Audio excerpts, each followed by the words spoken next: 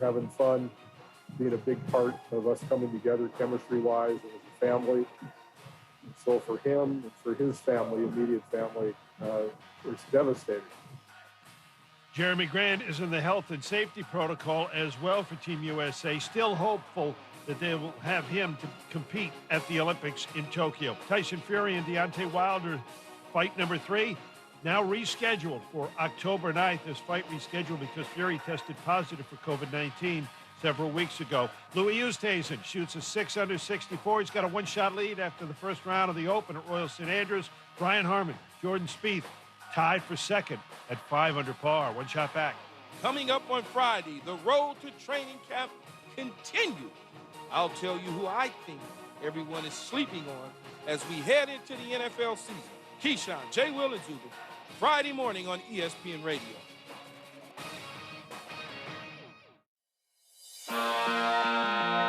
Isn't this a sports show? This show hasn't been very good so far tonight, has it? I disagree. This show is not. I'm not going to even be defensive about it. This show's just not been very good tonight. I disagree. The first show I did was good. I disagree. And I think I... Almost entirely. Wow, that joke stunk.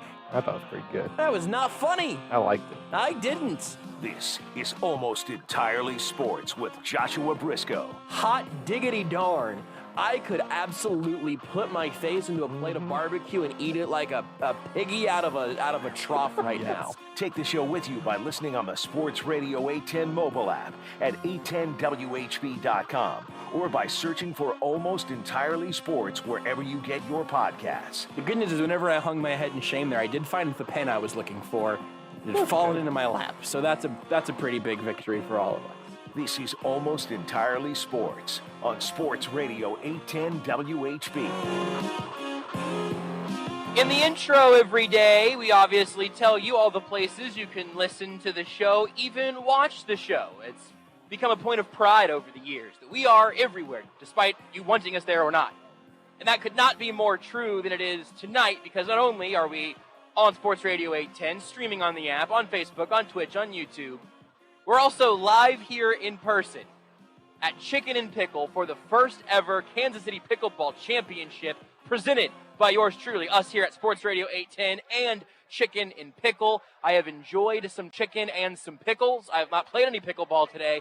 I think in a cruel twist of fate, I am not going to be able to absolutely just wax the floor with any numbers of our colleagues. But I am happy to be here at Chicken N Pickle. I will be back at Chicken N Pickle, no doubt, to actually hopefully be able to play at some point. And over on the other side of the compound here, there is some actual pickleball going on. As of right now, Todd Lebo does in fact still have 2 functioning ACLs. Well, think about this. Before you know it, by the end of the year, there was going to be one, maybe a 2-minute drive from our station. Oh wow! I forgot about that. We do, let's say, hey, this is radio, sometimes you have to record people. Say we record somebody at 2 o'clock on a Friday. Holy smokes. And then we don't have anything to do till 7 o'clock on Friday. What do we got 2 minutes down the road?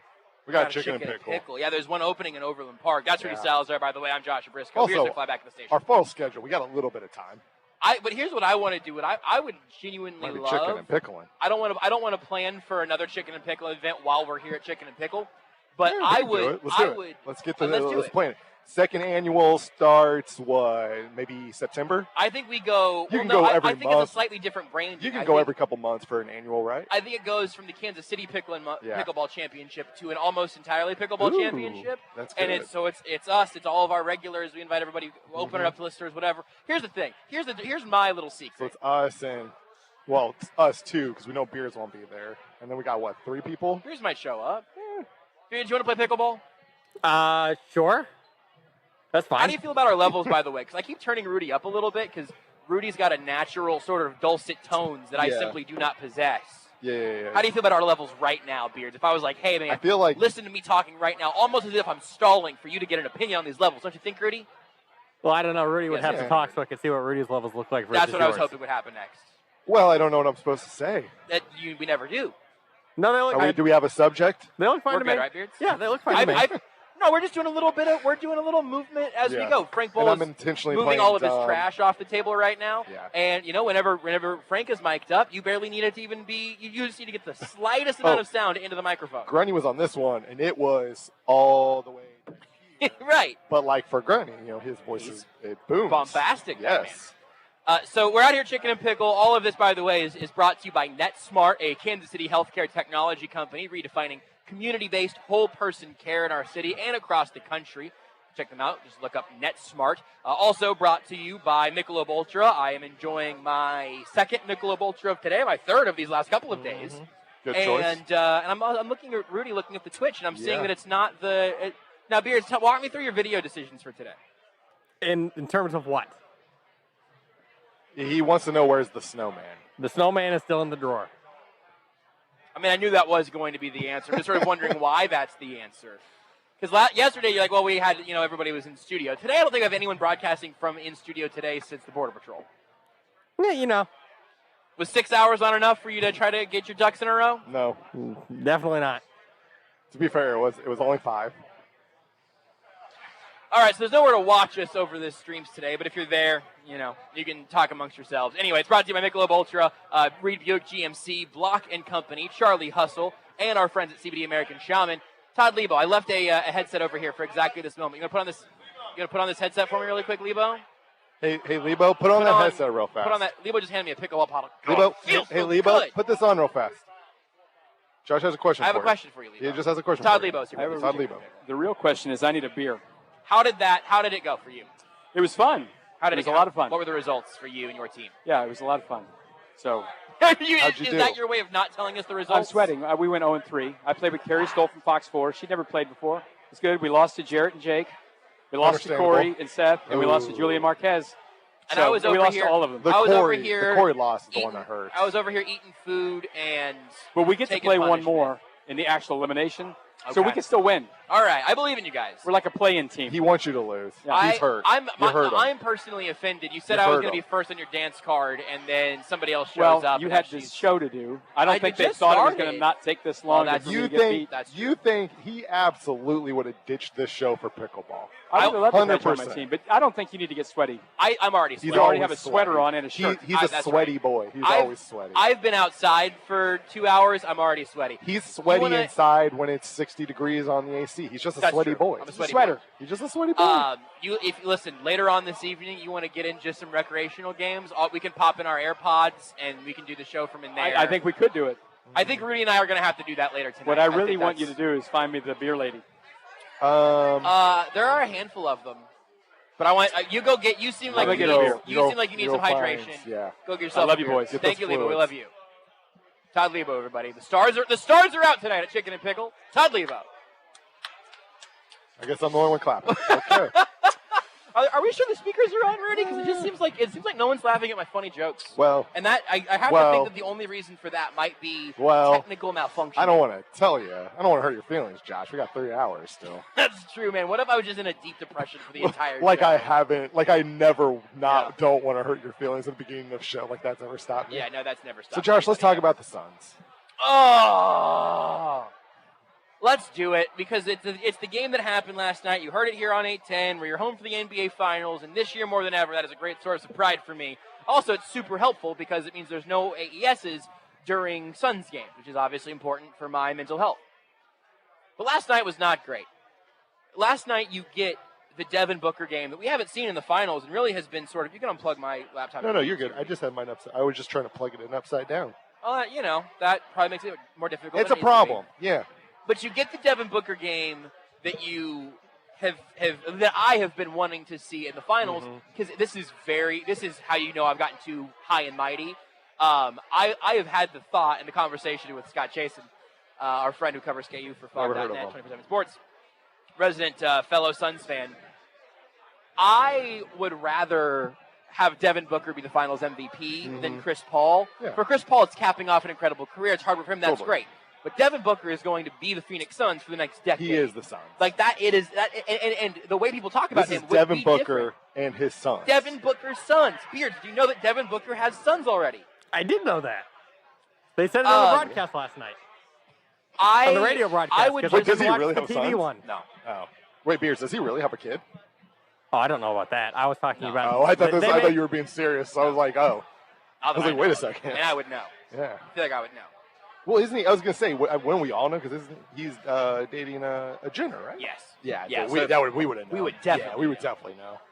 But you get the Devin Booker game that is like necessary for his eventual hopeful MVP campaign, right? Or his finals MVP campaign. MVP, yeah. And to be able to add that to his basketball reference page, it's stupid, but it would change the way people talk about him. Look at Chris Paul right now. People talk about him differently because he has never gotten to this stage. He's never been in a finals until now. And if he wins it, obviously, that is an enormous change of fortune for an incredible player that finally gets to have the extra little gold star on his resume. But I not only do I want the Suns to win, and listen, man, if the Suns won the finals and Giannis was MVP, the first MVP since like Kareem or something, Jerry to West. win MVP and losing, is it Jerry West? Jerry West is the only one. He was also the first finals MVP. That was in 1969. Oh, nice. Dribble with his left hand. Fun fact. But I would That was not Bob be Cousy. thrilled if I would not be thrilled if that happened, but I would take it, right? Yeah. Like I would be fine with whatever happens because I want the Suns to win the championship. That is the only thing that I genuinely really care about a lot right now. But to have the Devin Booker game in Milwaukee, that would have been the way that you balance out Chris Paul to this point. He's obviously, we'll talk about Chris Paul in a second. But to have that in Game 4 on the road in Milwaukee, it feels like it becomes the argument. Yeah. I got to turn my headphones back down. There's too much crowd noise coming through there. And to squander that, not only are you squandering a road win that totally changes. You're talking about a 3-1 series instead of a 2-2 series. Yep. Right now, basically everyone I've talked to out here today about the Suns, it's sort of been like hey, how do you feel, Josh? We're worried about you. 3-1, the series is basically over. It's they done. come home to clinch it in Game 5 on Saturday. Suns are NBA champions. Now it's both teams have won at home. It's a 3-game series now with 2 games in Phoenix. Yeah. I don't think that, you know how in every erectile dysfunction commercial, there's a sub-line at the end of, ask your doctor if your heart is healthy enough for... I don't... My heart is not healthy enough for Game 7 right now. I don't hear him a ton, so I don't fully know. Yeah, it would be hard for you to hear droopy wee-wee ads anywhere. That seems unlikely. They keep them very hidden. Yeah, that's right. They're mostly magazine ads, I feel like, at this point. Weirdly gross. But, it was so frustrating to see that game squandered because it had exactly what I was hoping to see. It had Devin Booker being, as someone on Twitter called him, a walking bucket from anywhere. Defense didn't matter. His spot on the floor didn't matter unless it was behind the 3-point line, in which case it did sort of matter. Because he wasn't, I don't think he was over. Hit a 3. Yeah, I think he didn't hit a 3. I think he put up 40. It's everything you could ask for the guy. Also, you start getting all the Kobe comparisons, right? With the mid-range walking bucket thing. And to have that squandered with I think it was a 9-point lead with about a minute and a half late, and the Bucks went and narrowed it back down. I think it was straight to 6 very shortly after that. So it is what it is. But to lose that game and to have the final memory of it be, all right, they need a bucket here, and Chris Paul doesn't even get a shot off because the ball just falls out of his hand. He's banged up. He's got a wrist issue. He's got a knee issue. He's got, I think both of his knees at this point are bad just from the course of his long career, all of that. But he had some of those games back in the Lakers series where most people weren't watching nearly as closely as I was, and then he comes around and has big moments against the Clippers, and you go, all right, Chris Paul, he's back. This is the Chris Paul story. It's Chris Paul's team. He's also had some of those instances where his body betrays him a little bit. He makes a mistake in a big moment, and now you're stuck just sort of wallowing, and I got to get to Saturday before I can attempt any sort of redemption. If they lose that game, I'm going to be a bleeping wreck. Yeah. Monday's show is going to be a nightmare if the Suns lose Game 5. You might have to host it yourself. Yeah. I might take a vacation day. So I think, and I think for the Suns, maybe this might just be simply because we've just seen the Bucks win 2 in a row, so it's more of that recency bias. there's a part of me that feels like the Suns can't win 2 in a row. So like if they lose 5, they can't win 6 or 7. Whereas the Bucks, I kind of feel like can win 2 in a row. Even though we've seen the Suns beat they just the Bucks won 2 in a row to start the series, but I also get it. It kind of feels that way, but I do think my guess is whoever wins game 5 will win the title. I think I agree with I think that. that's probably, and part of that is going to be, again, even though I'm about to say I don't think either team is going to win 2 in a row, even though we've literally seen both teams win 2 in a row in this series. I don't think that's how the series is going to end. I think whoever wins Game 5 is probably the team to do it. If the Bucks win Game 5, the series is over. Because you're going home. If the Suns win Game 5, it's still just kind of the series, right? Mm-hmm. That's the terrifying / frustrating thing. That's the frustrating thing. Because it's the frustrating thing. It's frustrating. Because right now, I think it's very hard to pick the road team in this series, which is what makes Game 5 so mortifying for me. Yeah. Because if the Suns are the first team to lose a home game, this run where the series everything doesn't broke start right until the home team loses. The series has not started yet. So yeah, I was gonna say, spin zone, 0-0, baby. It's just a 0-0 series with 3 games to go. You haven't lost yet. It's a best of 3 series. And These are warm-ups. I actually partially legitimately buy into that. The other side of it, though, is that like you have played this other team now 4 times. Yeah. And so what are they going to do? The Bucks obviously pulled a lot of bleep together in games 3 and 4. What are they going to build on for 5? Is that role players? Is it Bobby Portis playing better at home than he's going to play in Phoenix? Is Mikal Bridges going to play better in Phoenix than he did in Milwaukee? I don't know, which is the terrifying part. And it's also kind of the dizzifying, frustrating beauty of a 7-game series where if you are dragging it the whole way out, look, man, March Madness, your team blows it, it's ball game. Your season is over. In the NFL, your season is over. But whenever you look at the NBA, and to some extent baseball, I guess, the NBA playoffs, it is agonizing because you can't really celebrate any one win too much because you've got to go do it again in 2, maybe 3 days, which is just such an exhausting way to go about life. But it is my life right now. Yeah, and I imagine the Suns are going to be good for a while. I don't think this was some sort of one-off, right? I think the Suns are going to be a good team with Devin Booker and DeAndre Ayton for the next decade. Yeah, but you left out a very important other piece there. Who's their point guard? Well, I don't know the answer. My guess is, though, I think they'll be a legitimate championship contender. But you play in the West, and we've just seen more injuries in the West than we've just ever seen, right? Sure. And so it's just and part of winning a title is getting lucky. That's a huge part of winning a title. So this is not to take anything away from the Suns because that's winning a title every year. Yep. Every year you look at it, you can be like, the Lakers last year, part of the reason why they probably won the title, they honestly probably got lucky that the season got delayed because it kind of helped prevent Anthony Davis and LeBron James from getting hurt, right? Yep. So they got lucky. And so that's every season. Every team gets lucky every year. But this is the year where it's just this could be it. I think the Suns treat it as if it is. I think the Suns. We will see the Suns in conference finals again. Yeah. NBA finals. When you just look at the West again, and a large part of this is just looking at the West. It's a little bit different for Milwaukee because I think just going through the East, it's easier to get back. But also, this might be no offense to the Suns. It could be the worst team they play. They go up against the finals just because of. It's the only one that they're definitely playing right now. Yeah. It's just all that we know right now. This is actually happening. This could be the one true shot. Yeah. Because the reality is, I remember, and this was years ago, with the Nationals. Baseball can definitely be a different sport, but everybody when the Nationals they lost, I think in the first or second round. It was right when this was when they first started going. Everybody's like, they're going to be here next year. It's not a big deal. Right. Strasburg, we have him for a long time. Well, Strasburg gets hurt. I think the Nationals missed the playoffs. And now a decade later, they finally got their title, but it took a decade. Right. And there's that sense of the reality is you never know. We've been really lucky with the Chiefs in the sense that they've just been in the AFC title game and you every year for 3 years. kind of know because you have Patrick Mahomes. Yeah. It is. I mean, this comparison's probably a little tired at this point, but it's having LeBron. Yep. LeBron's team is going to at least be in the conference finals and really was going to be in the finals every single year. Yeah. You knew that.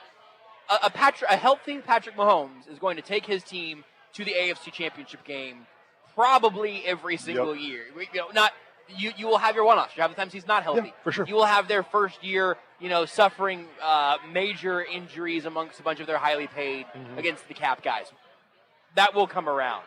But as of right now, there's a bit of a certainty. This is the shot for the Suns. This is really the shot for the Suns. And again, because like you said, they're in it, so they can win it because they're physically in. Right there. And so you want to take advantage of it now. That way, if weird stuff happens, maybe you're right. Maybe they're the 1 seed 3 years from now, and they look like the clear favorite, and then DeAndre Ayton gets hurt, right? Because that's sports. Thing that happens. Like that's just stuff that happens, right? Like maybe all of a sudden the Jenner curse kicks in, and now Devin Booker is demanding to go to the Clippers because the Jenner curse would not allow you to go to the Lakers. Like that's absurd, right? You end up with the Clippers. Like I don't know. What if sports are weird? What if the curse has actually already begun? What if the curse started in Game 3? What if the curse is Chris Paul's hands turning into Jell-O for the remainder of the series? Would the real curse be Devin Booker demanding trade to like either the Nuggets or the Celtics? Is that the real curse? I mean, I think that would not only be the curse, I think that would be the end of my sports fandom and my sports media career. I think I would have to move to the mountains. I think you're certainly safe with the Nuggets. Here's the thing. I love Denver, but unfortunately we are rarely a destination city for players. Yeah, that's Phoenix typically hasn't been either. That's you got the thing. Chris Phoenix Paul. isn't really, but they traded for Chris Paul. And what was at the time a possibly unmovable contract. And now they're going to end up probably extending. That's also a weird thing, though, and this is taking a left turn. Every time I hear players like talk about like their favorite places to play, like Denver and Phoenix are always like in their top 5, but nobody wants to go play in Denver and Phoenix favorite for places a season, to play right? versus favorite places to live Yeah. are different. But also, Denver and Phoenix feel like places, if you're young with a lot of money, like a lot of NBA players are, would be great places to live. But for whatever, but they're just they're just not the spots. And Beards, you think Boston's probably the same way, right? Yeah. No comment. Probably for the best. Let's take a break. There's an NFL story that just popped up on my timeline. We'll talk about it in a little bit. Also, 2 excellent guests for you here tonight. We're going to talk to Craig Stout of the KC Sports Network at 8. He's had some awesome articles that he's put up lately on the KCSN Substack. I want to talk to you about some things on the defensive side of the ball for the Chiefs. And then Alec Lewis of The Athletic will join us at 9, talk about the Royals some, their draft, where they're at right now in terms of what the rest of the season looks like and all of that. So 2 great guests for you here tonight as we are broadcasting live from Chicken N Pickle for the first ever Kansas City Pickleball Championship. It's brought to you by NetSmart, Block, Charlie Hustle, Reed Buick GMC, CBD American Shaman, and Michelob Ultra. I'm going to take a break so I can polish this one off. Want more Almost Entirely Sports? Watch the show live on the Sports Radio 810 Facebook page.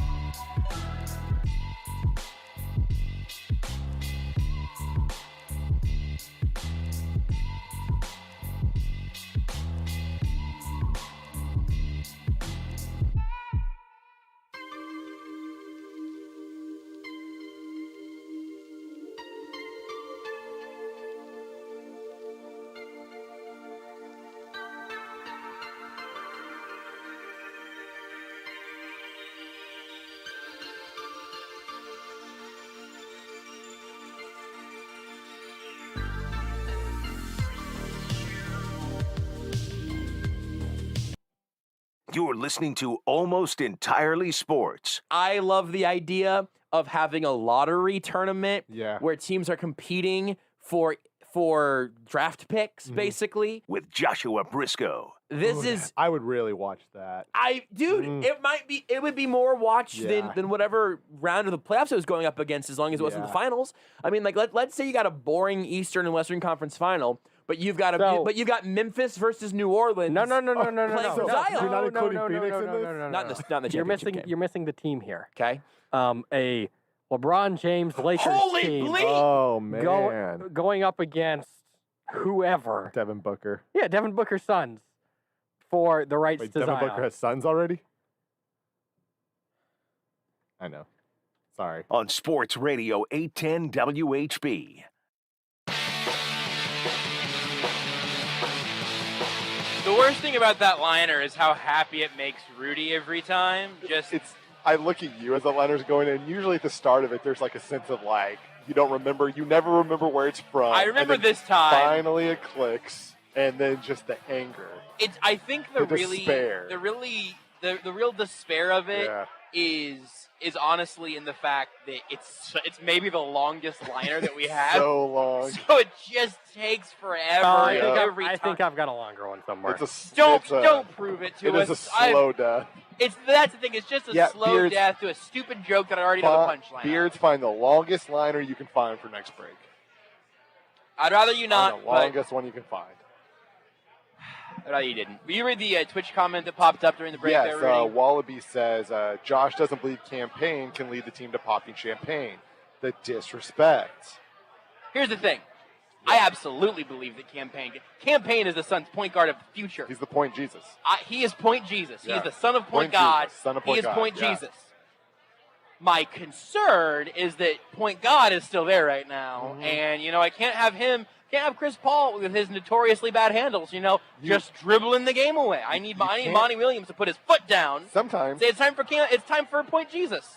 What did it take for Jesus to thrive? He needed Dad to get out of the way a little bit. I think that's exactly. Son I think that is biblical. Take off and thrive until Dad just gets the bleep out of the way. Do we have any theologians in the audience? Third commandment.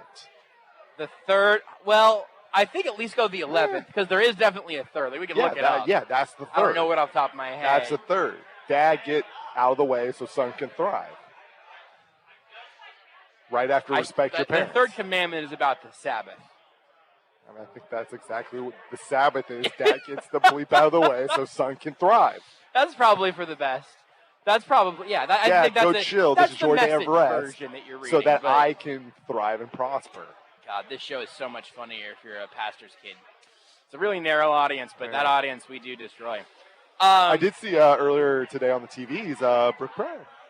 Yeah, I did. I saw that she's on ESPN all the time. Yeah, I forget what the story was today, but she was there during a Pittsburgh story. There was some story about how Ben Roethlisberger now has a diet that is even more strict than Tom Brady's. The BR7 diet. Sure, Ben. I think that's what they call it, the BR7. I'm sure that Ben Roethlisberger's diet is more stringent than Tom Brady's. Why wouldn't I immediately believe that? Yeah. No, my diet is more narrowed down than Tom Brady's. Sure. Yeah. No. I mean, whose wouldn't be? Ben Roethlisberger, picture of health. Real health freak, Ben Roethlisberger. Hey, you may not like it, but that is what the male body. That is what the ideal male body looks like. We know this. Ben Roethlisberger. It's Ben Roethlisberger. It's been that way for a long time now, and I don't understand what the problem is. Except for Mahomes, it's just to eat some more cheeseburgers. No, less. He needs to. Patrick, you think Patrick Mahomes is good now? Wait till he gets on the Ben Roethlisberger diet. Oh boy. I think I've said this before, but I hope Patrick Mahomes doesn't ever do anything like Ben Roethlisberger. Anything, ever. Anything. Yeah, there's a lot of things that I really hope he doesn't do. Anything. Just the TB12 method, you know what, go for it. Constantly wearing the walking boot. Yeah, that's also not true. I hurt my wrist. Well, got to put the walking boot on. There's the TB12 method, and if he wants to follow that, that's fine. Yeah. There's greatness there. The BR7 method is not a good way to go about your life. Got 2 titles. Speaking of football players with bad ideas. And 2 alleged assaults. It's... 2, he's all about the 2s. That's right. Various accolades.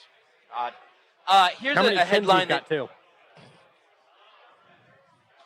I feel like that one might have been the delay's fault, Beards. I think you could have got in a little earlier there, but that might have been the delay's fault, so I'll allow it. It's a pretty good joke. The Associated Press tweeted this out about 15 minutes ago during our first segment.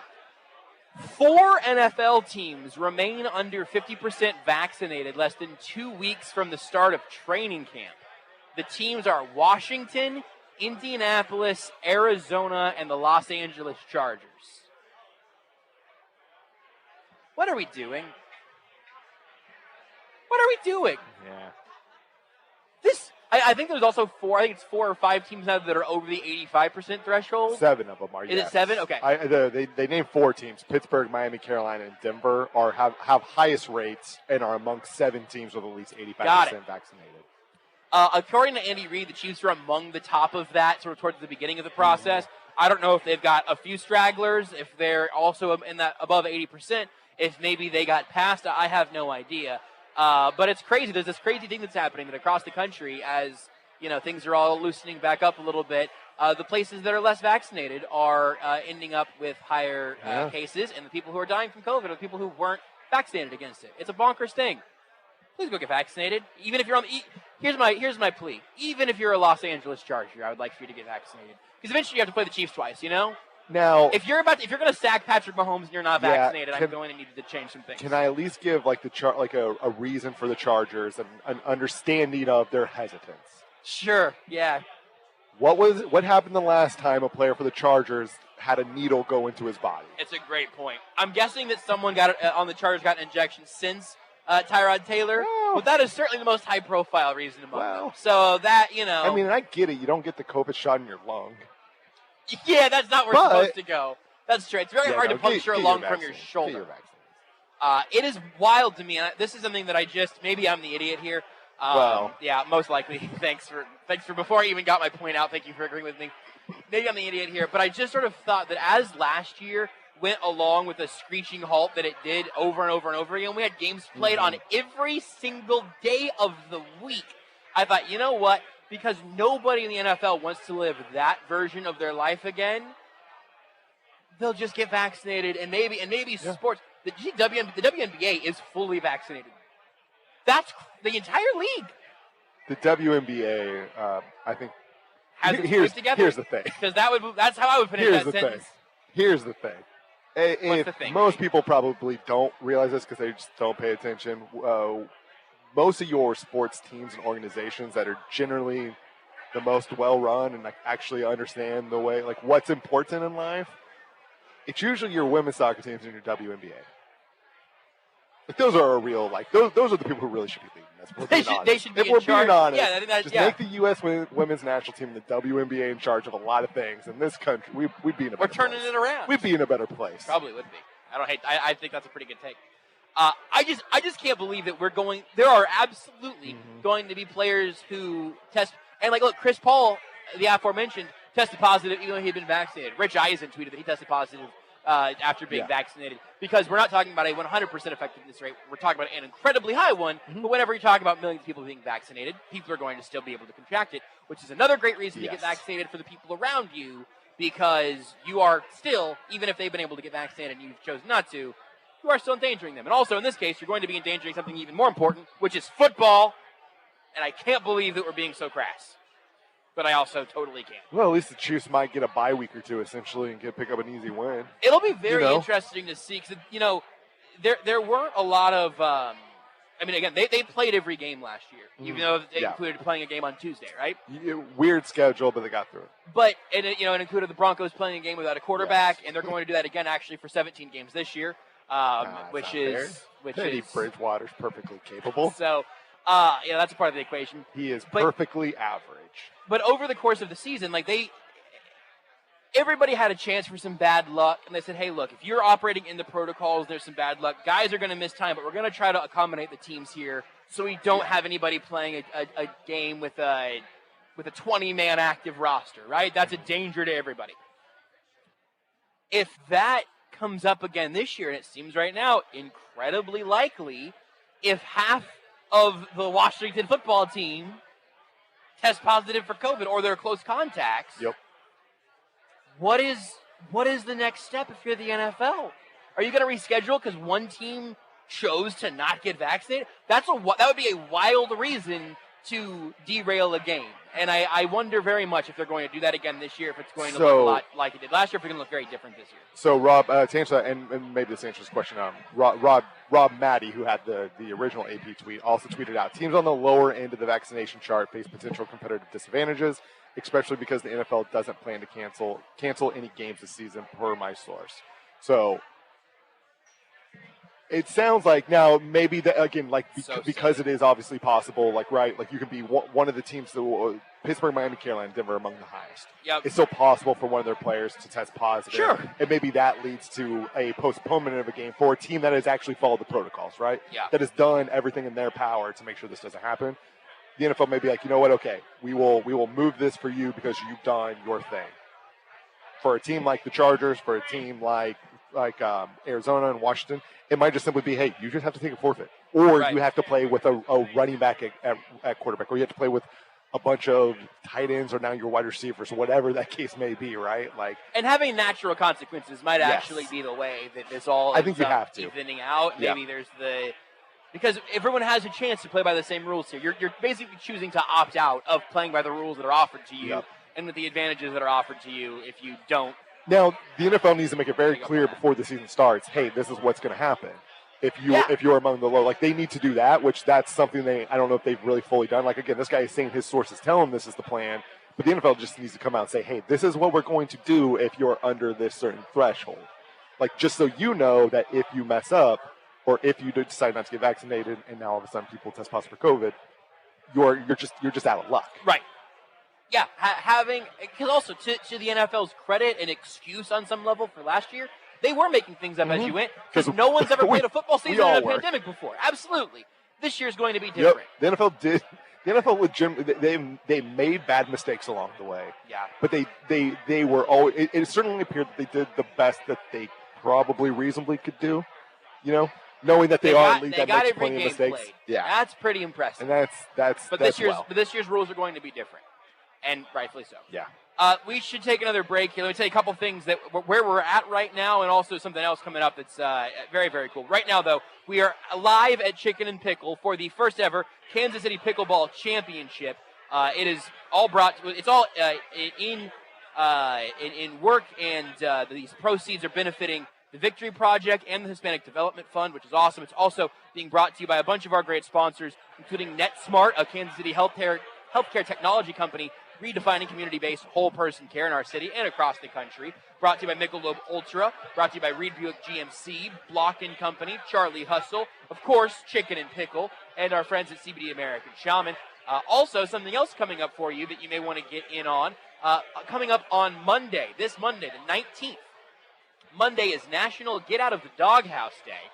And to celebrate, you can do that at the Nicholas Golf Club at Lionsgate. They're offering an incredible deal for 810 listeners. This Monday, July 19th, you can play the Nicholas Golf Club at Lionsgate and receive lunch for only $75. $75. You can get lunch, 18 holes, the fabulous Nicholas Golf Club, and that lunch starts at 11 a.m. Shotgun start is at noon. If you want to get in on that, you can call 913-402-1001. Spots won't last long, though.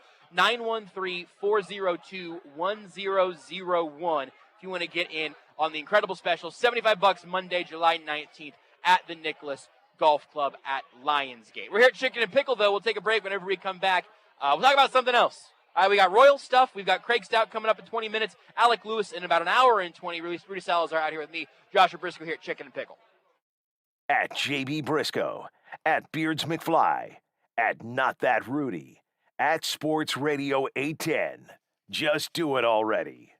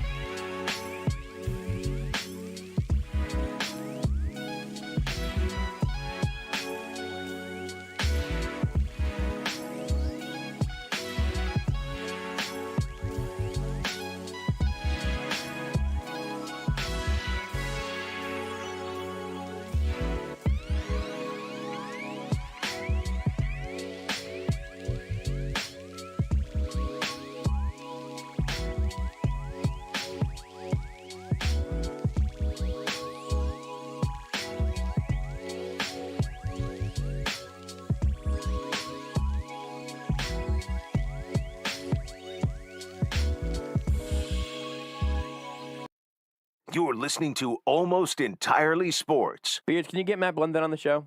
I feel like he could talk to us. He is the athletic director at Woodbury Forest School. It's an all-male boarding school near Orange, Virginia. I'm still trying to get the horse from the parade, so we'll see what we can do. Yeah, I mean, I know this is going to be kind of difficult, but just go ahead and put out feelers to both of them and just see. Maybe if we get on at the same time. His nickname was Matt Werewolf. Need to figure out if I need the carrot or the stick, though. So here's what can I just quick director's note on this one, everybody? If we could just cut. All right, hold on, everybody. All right, that was really good. The script there was really excellent. Rudy, make sure you really hit the right timing on your punchline that you deliver. Beards, go ahead and let Rudy finish his line of dialogue before you hop in with your line, because this is a radio show and people are listening, and it's hard to hear layers of audio. That's not my problem. Now, to be fair, there's a delay. There's not. There's really not. I mean, there is. It's just not how it works. We're just going to pick it right up from those two lines. Rudy has a line from about a nickname, and then Beard says something about a carrot. Okay, ready? Action. Chris You know what? With Joshua Brisco. Cut! Beard, I want you to do me real quick. Do me a favor. Uh-huh. Stand up. Yeah. And just face towards our soundproof wall. Walk out as far as your headphones will let you go. There we go. Stand over there. I don't think this is a good shot for Facebook. Well, Facebook's looking at Beards' ass, which is not what I wanted Facebook to have to see either, but that's fine. Rudy, what was his nickname? Boomer. Chris Berman gave him the nickname. Which one? Matt Werewolves of London, which was inspired by the song Werewolves of London by Warren Zevon. All right. Good work, everybody. We made it. Sorry, Facebook, for what you just saw. Oh, if he was in today's NFL, John Elway would draft probably him have to first use carrot or the overall. stick. On Sports Radio 810 WHB. By the way, Rudy, I need to correct this from whenever this liner is from. It's pronounced Zevon, not Zevon. To be honest, I don't remember that conversation at all. How long is that liner, dude? 210. Oh it was my Here's what God. happened. We were coming back, and the waitress that's been coming over and checking on our table, make sure we have drinks and everything. She came over, and the liner had started. I was like, already coming, and so I just popped up my mic really quick. I was like, hey, so do you have this or whatever? We got a drink, and it's great. It looks very fancy. Also. I know. You got it on draft. I'm jealous. She got 3 drinks back to the table before the liner was done playing. Why would you do that to us? Well, listen. I didn't hear anything from I you did guys. not. I told him not to. Well, listen. You saying not to made me do it. So it's your own fault on that You're one. a child. You're a toddler. That's toddler logic. What were you going to say? No, I'm not, but I am disappointed. That's fine. Well. I was going to say, I didn't hear you guys on the talkback button over here, so I was a little worried there. So it was a good thing I had the longest liner ready to play in case you disconnected. Yeah. I had that thought.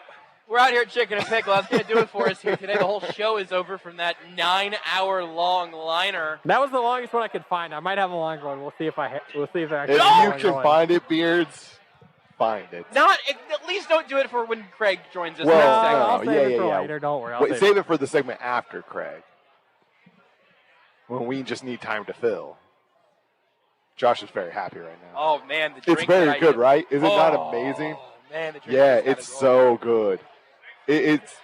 I'm telling you, all of them are fantastic. We're out here at Chicken N Pickle for the Kansas City Pickleball Championship, brought to you by NetSmart, Block, Michelob Ultra, Charlie Hustle, and Reed Buick GMC. It's been a fun time out here these last couple of days, continuing for a little while longer. We need to get a check-in at some point. You know what? Well, at some point tonight, I definitely am going to go do some reporting in the field, maybe some playing in the field. I'll just pop in my AirPods and I'll call in. Rudy, you can host from here where we can throw it. We can both call into the station and let Beards handle it from there. We'll figure it out. Oh, Beards will love that. We will take it on the road, though. I see Harold Kuntz just walked into the frame. Is the speaker loud enough for him to hear me say his name? I don't know. So. Probably not. He didn't acknowledge it. I think the speaker's loud. I just think it's just really loud over there. You think the speaker's loud enough, but he hates us. That's probably true. That's fine. We might see if we throw a headset on Harold when he comes over here. But in the meantime, a little bit of news. Gianluca Busio is starting for the U.S. men's national team tonight. It's his He came off the bench in game 1. This is game 2, right, Rudy? Our Yes, resident this is soccer game. expert. Yes, game 2. This is the second game, USA versus Martinique. And it's What is that? Martinique. It's a country in the CONCACAF. That's a country? Yeah, Martinique. Here's the thing. Here's the thing. I have learned from watching international soccer of maybe at least 40 countries that I had no idea existed. Yeah, I had no idea that was even a country. Harold has walked over. He has walked over. Harold, can you put on a headset for us for about 1 minute here really quick? Harold Kuntz of Fox 4. Harold Kuntz 3 on Twitter? Harold R. Kuntz. Harold R. Kuntz 3. Yeah. I think your headset. This isn't your fault. It's not your fault. It's a not bad It's a bad headphone. headset. Yeah. There's a reason that's the last remaining headset on the table. Yep. Were you in the pickleball tournament? Yes. Okay, how has it gone? Who are you paired We with? lost in the semifinals to another media outlet that I can't name. Oh, sure. Just for the sake of civility. But a visual media outlet. It is a predominantly. Yes, visual medium outlet. Yes. They cheated. We had them. We were neck and neck. Who are you paired up with? Who was your teammate? Rob. Okay, I saw Rob earlier. Yeah. Okay. But we were neck and neck. And the scoring rules, I think they use like the Stableford system or whatever's going on in golf. And it's just all of a sudden like you get the serve and it's like you can just score and they know to take their chances. Like they have like a membership here, I'm convinced. This is the first time I've ever done this. Have you ever played pickleball before? Never. And I live right down the street and I've never done this. I feel like you stepped on the court and you were ready to go. Like I feel like you held your own. I lost my shoe diving for a point against Jared Sutton. Diving and for a point. I dove. Let's go. At that point, my ankle and my tendon and my heel realized this is a celebrity thing. Please stop it. Please don't do this to us. Oh, by the way, you have to work. By the way, go ahead and watch Fox 4 at 9 and 10 and see a very sweaty Harold do to sports tonight. I saw you have full dress clothes with you on full the table right now. Yes. Because you live and breathe this bleep. This is what you are here for. I'm dedicated. You are dedicated. Dedicated. Putting your body on the line, breaking your ankle to win a point off Jared Sutton. Yeah. Shout out to Julian Marquez for being out here, MMA guy from KC. Yeah, I heard Matt Hamill's in the building. Shout out. Mm-hmm. And I think that's all I really got to say because I got to go work. Yeah. Yeah, get out of here. Thank you for stopping by. Work's optional. Guys, thank love you to for see being you guys in person. You. I know it's wonderful. Even though your radio audience can't see that we're seeing each other in person. They know. They feel it. They feel the vibes. Energy. Yeah. It's totally different because I'm not asking a question and waiting to see how your phone's going to be on the return. We're all here. We're just no delays. Fun. No delays. Just a little yes and. Right, no delays, right, Beards? 1, Mississippi. 2, Mississippi. What? 3. Thank you, Harold. All right, guys. See you, Harold. Watch Fox 4 tonight and see a very hairy. Well, I don't know. A very sweaty Harold doing the sports tonight on Fox 4. We need to find out what the finals are. Because clearly there are some. I know it's not Harold. There are some rivalries. I know it's not Lebo. So I've knocked out 2 teams for you. He said they won a point. I wonder if Jake and Jarrett, the wingspan on that Jared's team. been standing over here for a while. That's so something true. tells me because that's the thing. Remember, he got a point off Jared, so they beat Jared. But they knocked Jared and Jake doesn't out. Mean championship point though. But they lost in the semifinal to another, right? True. So they had to have beaten Jared. So so Jared and Jake got knocked out by Rob and Harold. Here's the thing: is there aren't a lot of people. There aren't a lot of people on the list who I can't see right now. I know Corey beat Lebo, so it's possible Corey's still going. Is Seth Stanovic here? I haven't seen him, but he could be. That was Corey's listed partner for today, and that would have been. I will say an advantage. if Seth is here with Corey's got an advantage right Corey's there. move should be to keep his feet right where they are, and then let the athlete be an athlete. Yes. We'll see if we can find out some more information there. Maybe next time. Pamela, I don't know. Next time Pamela or somebody rolls around, we'll see if we can give an update on how the finals are going. How it's breaking down. Really is heartbreaking to me. I am the one breaking down because I'm not able to be out there and really prove myself. It was heartbreaking because Harold lost. Sorry. I went a different way. Also, I lost a ton of money because I did bet a lot of money on Harold and Rob advancing into the actual finals and not just the semis. We will take a break. We're out here at Chicken N Pickle for the Kansas City Pickleball Championship. Still TBD who's going to be the champion of the Celebrity event tournament here tonight. But on the other side of the break, we will talk to Craig Stout of the KC Sports Network. A lot of stuff about the Chiefs' defense. We'll talk about that with Craig whenever we come back here on Almost Entirely Sports, live from Chicken N Pickle. You are listening to Almost Entirely Sports with Joshua Brisco on Sports Radio 810 WHB.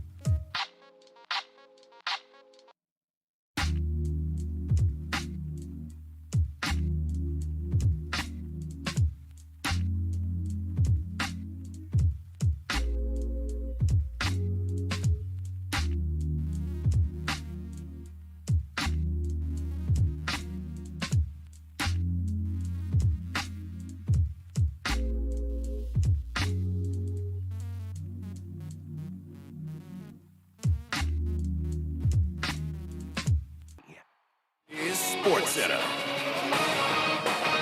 Hello there. I'm Mark Robbins. Tonight's Yankees-Red Sox game, the only game on the Major League schedule, postponed due to 3 Yankees pitchers testing positive for COVID-19. And in addition, 3 more position players, including Aaron Judge, are now in quarantine. There is expected to be more contact tracing done around the league, a tough way for baseball to come back out of the All-Star break, and for the Yankees, who hope to make a post-All-Star game run toward the playoffs. Here's ESPN MLB insider Tim Kirchin.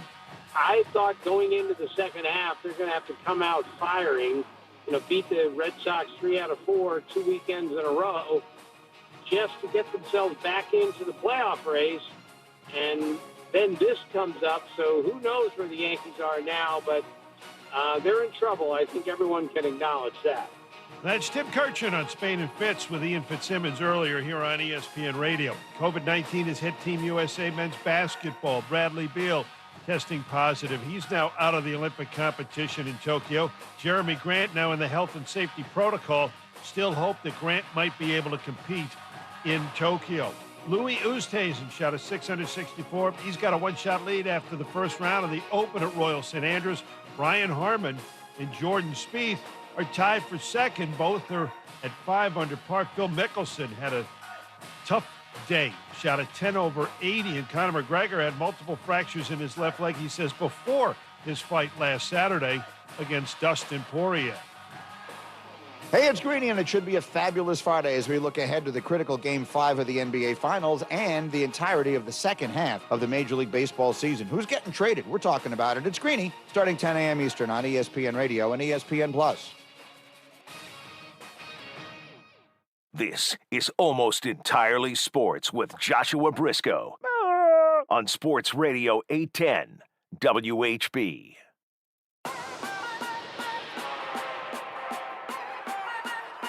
We got an extra special show tonight here. We are live from Chicken N Pickle for the Kansas City Pickleball Championship. Still pending, I think, our celebrity champion right now. I'm not sure who it is, who it's going to be. We will bring you that information at some point tonight. And have to say a quick thanks to all of our sponsors who helped this happen tonight. NetSmart, Michelob Ultra, Reed Buick GMC, Block & Company, Charlie Hustle, CBD American Shaman, and, of course, Chicken N Pickle for hosting and running Kansas City's first ever pickleball championship. I don't know if the one and only Craig Stout is a pickleball player or not. No better time to ask than now. You can follow him on Twitter at BarleyHop, one of the best Chiefs Twitter follows that exists. I mean, I'm obviously number 1, but Craig is somewhere between like 2 and 5. And, of course, now a member of the still fresh and new Kansas City Sports Network, kcsportsnetwork.com, kcsn.substack.com, the KC Laboratory podcast. He's just doing Chiefs things all over the place. Craig, thank you for making some time for us today. Hey, thanks for having me on, Josh. I mean, I'm gonna put some of these people a little bit behind the curtain here. When you and I were texting earlier this week about this appearance and discussing me coming on, everything was great. You were very professional and all of that, but I made the mistake, the faux pas, of suggesting maybe I sing on another radio show. And I know that you kept it professional. You kept it very professional here, but I know that you were hurt. You're a very jealous lover. And I don't know if people know this about you, but you were hurt. So I know that you're putting on a brave face right now, but I'd like to say, baby, come back. You can blame it all on me. I was wrong, and I just can't live without you. Josh, I'm so sorry, my friend. I mean, the people are clapping. There are like 50 very confused people within the sound of our speakers right now, and it makes me so happy. You're forgiven, of course, Craig. Listen, I am a jealous lover, but I cannot hold a grudge, and you're no exception. Oh my God! Well, I appreciate that, buddy. I appreciate that. Wow, I took my breath away. Are you a pickleball player, by the way? Have you played the beautiful game? I have. There is a Chicken N Pickle down here in Wichita that I have experienced. So yes, there is. So I'm very familiar. Josh, they have Chicken N Pickles. They obviously have one up here in North Kansas City, Wichita. Going to be one in Overland Park. They've got them in Dallas, Houston, St. Louis, Houston, San Antonio. Every city should have a Chicken N Pickle. Yeah. This is my new belief for being here for back-to-back days for the first time here. Every city should have a Chicken N Pickle. They said this one is actually their smallest one, and it's very big. And the Wichita one is actually the biggest one. Wow. Yeah. That's very exciting. On that beautiful note, that you've written a bunch of things over basically since the last time we talked.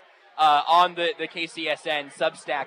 And I want to talk to you about a whole bunch of them if we can get through a couple things here, because there's some absolutely great work, and some of it I'll just tell everyone listening right now, you're going to have to read to get all of the intricacies. And I told Kent this, I'll tell you this, the video breakdowns that you guys have done interspersed in the newsletters, incredibly helpful, incredibly easy to follow, feel smarter every time watching them. So the video work you guys have done, chef's kiss, excellent.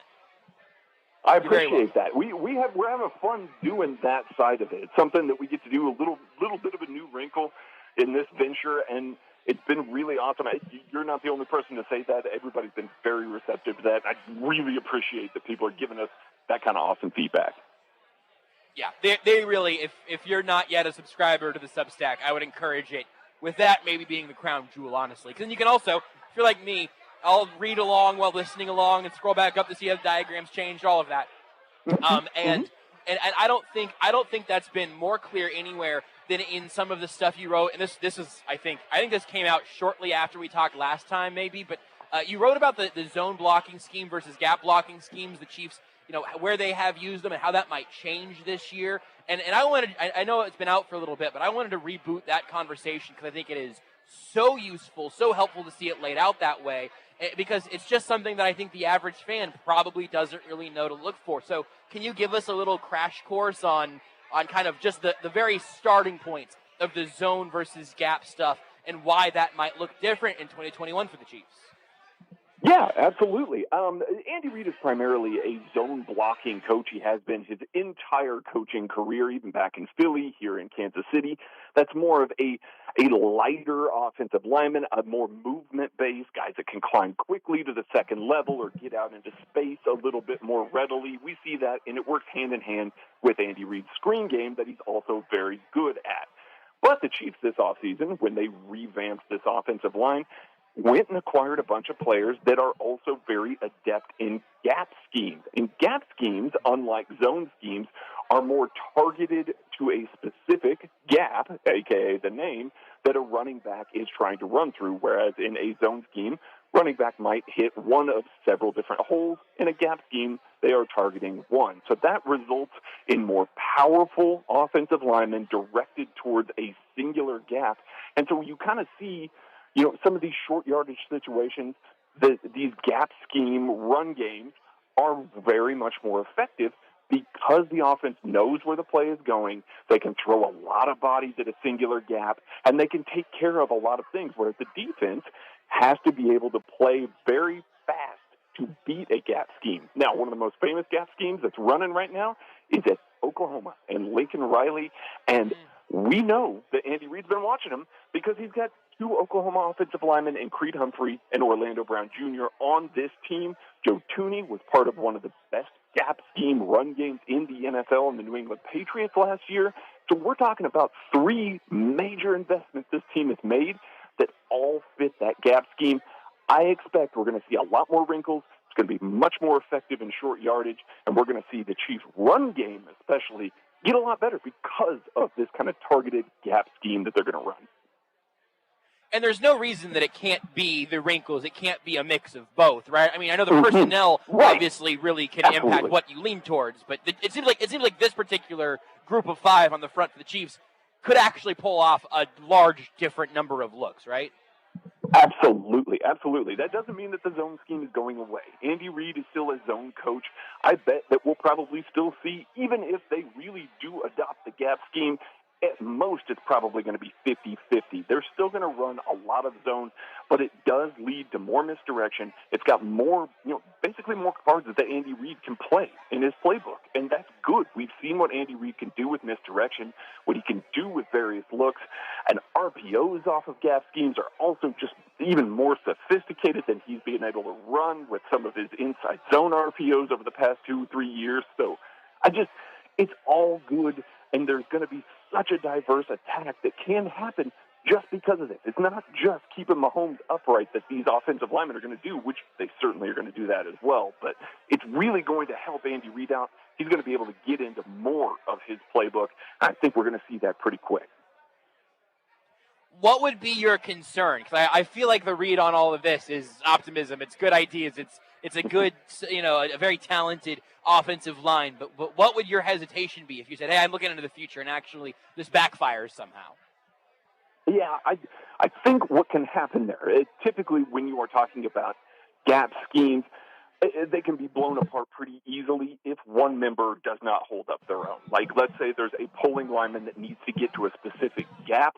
If they can't get there, now all of a sudden the entire play can kind of fall apart. Whereas in a zone scheme with Andy Reid, you can have certain pieces that maybe aren't as quite as strong as we've seen, and they've still been able to be effective. So if they try and do some of these things and you see guys like maybe a Mike Rimmers, and I don't mean to pick on him, but he's kind of the easy target right now, but maybe a Mike Rimmers just doesn't quite fit into that role particularly well. Now all of a sudden you've got these guys that are maybe a little bit better fit for a certain type of run that don't get to run it as often. So it can come back and bite them a little bit, but it really doesn't have a true downside because you can always revert to that zone rushing attack. Let's go to the other side of the ball here, something that just came out today. You're working from a very, very small sample size here, I know, looking at Chris Jones's 2020 edge run defending snaps, but obviously huge storyline over the last couple of weeks is that it really seems like Chris Jones isn't just going to move to the outside as a curveball now and again, but that he's going to pretty much in earnest be a defensive end this year that maybe kicks inside in third down or obvious passing down situations. So you took a look specifically at him as a run defender. What did you see as you went back into last year's, again, very limited sample size? Yeah, as a matter of fact, only 4 runs that he saw when he played defensive end last year. Much more passing snaps, which we'll get to next week. So little teaser there. That's going to be an early article next week. We're talking about the pass rush from the defensive end perspective there.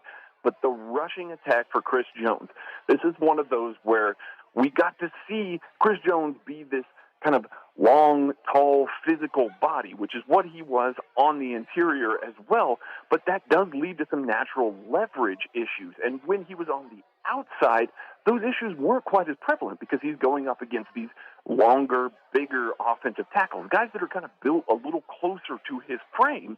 Now, he still had the power. He was still able to move these guys. So the reps that we did get to see, all 4 of them, but the reps that we did get to see last year with Chris Jones at defensive end in the run game were very Spagnuolo edge type run defense. He was squeezing interior gaps. He was pressing, the offensive tackle into the backfield and into these gaps.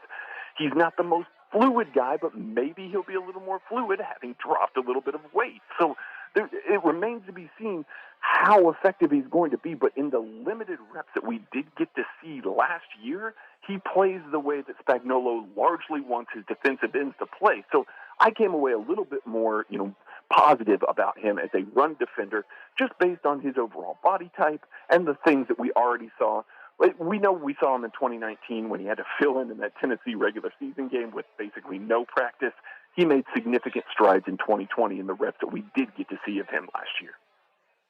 I do want to talk about the pass rushing thing in a minute, and I know that's, again, on the way. But specifically, kind of in the macro, just with what you have right now, how are you feeling about the general move, not just, Chris Jones, the defensive tackle, versus Chris Jones, the defensive end, but knowing that Jones moving to end is sort of, taking some snaps away from Taco Charlton or Mike Dana or maybe Josh Kando, and then allowing for some more snaps to be taken by Jaron Reed. I think that there's probably a value being assessed there in terms of the depth behind Chris Jones. How do you feel about that as a strategy, given the rest of the Chiefs personnel right now? Because I'll tell you on the front end, I'm a bit hesitant. I'm not freaking out, but I'm a little hesitant of that logic. And I totally get that. I totally understand that. I am a bit hesitant with it as well, just because he is an elite interior pass rusher, an elite interior penetrator. But Spagnuolo typically in his career has looked for bigger guys on the interior, 300-plus pounds on the interior, and Jaron Reed is that type of guy next to Derek Nottie. So I do think that that's more of what Spagnuolo wants to do. Now, whether or not that is the correct decision here with the type of personnel that they have, I do think that has always, not necessarily always, but that is the goal this year. Now, that being said, Mike Dana is an elite run defender. He's very smart. He diagnoses plays quickly, and he can get to the spot. He is going to be your base rotational guy with Chris Jones, with Frank Clark. He's going to be probably the next man up there. Meanwhile, Taco Charlton and Josh Kando have a little ways to go in their run defense and anchoring and setting the edge there. So I actually think that this is a positive move overall, just because I don't love what those other two are going to bring on a down-to-down basis on the edge there, whereas I think that Chris Jones on early downs is going to be able to bring that on a down-to-down basis. And that sounds great, and I feel pretty good about all of that. But the hesitance for me is that if the Rams had a weakness at defensive end, moving Aaron Donald to the edge would not be the right move, right?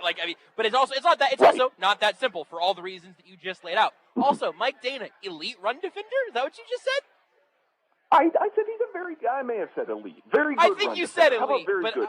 I might have said elite. Very top-tier run defender. Very good run defender because of his mental processing. He knows where the play is going. He reads things so quickly, and he's able to adjust to the tackle set so quickly that he's able to be in the right position 9 times out of 10. Just a ridiculously high rate. We saw glimpses of that last year.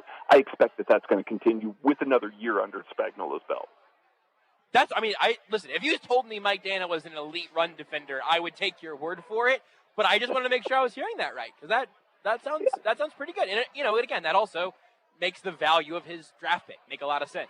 So as a precursor to the Chris Jones defensive end pass rush film review, I don't know if you've dipped into it at all yet, or if you just sort of have where you're starting right now. But how do you feel about what you're looking for going into that? And do you have a hypothesis before you actually do the research? Well, admittedly, I have done the research. I watched all of Chris Jones' defensive end snaps for 2020. I charted all that stuff, so it was very easy for me to kind of pick and choose where he actually got to run and all of that, going back through the film. So I did watch all of them, and the majority of them were pass rush snaps. Now, I think the concern for everybody is Chris Jones is an elite pass rusher on the interior, and yes, I did say elite there, and I meant elite there. So he is an elite interior pass rusher, arguably the second best in the league behind Aaron Donald. So moving him to the outside for some of these pass rush reps is a situation where you have to question, because he's not going to be, a super bendy pass rusher. He's not going to be able to really turn the arc and be this bendy pass rusher, but Spagnuolo doesn't typically have those guys play defensive end for him anyway. The question I had is the athletic profile on the outside. We know Chris Jones has a great athletic profile for an interior. Now you kick him out to the defensive end position, it's not as elite. It's not as great. When you're comparing him to the Von Millers, the T.J. Watts, the Myles Garretts of the world, he's just not that kind of guy. Now, he may get a little more flexible. He may get a little more explosion, losing some weight. But as it stands, based on his 2020 snaps, that's not necessarily there. Now, he knows what he's doing. I feel like his handwork is good on the outside. I feel like he reads the tackle set very well. I mean, all of the technical things are there for him to still produce. And I think he's going to take advantage of some bad tackles on the outside. But I do wonder how often he is going to play there and how readily Steve Spagnuolo is going to move him to the inside, because he still will. He's still going to rush from the inside. But I wonder if it's going to be, as the season goes along, if he's going to start moving him in maybe a little bit more in the nickel on second down, or if we're going to see Chris Jones really perform on the outside and be a good pass rusher off the edge.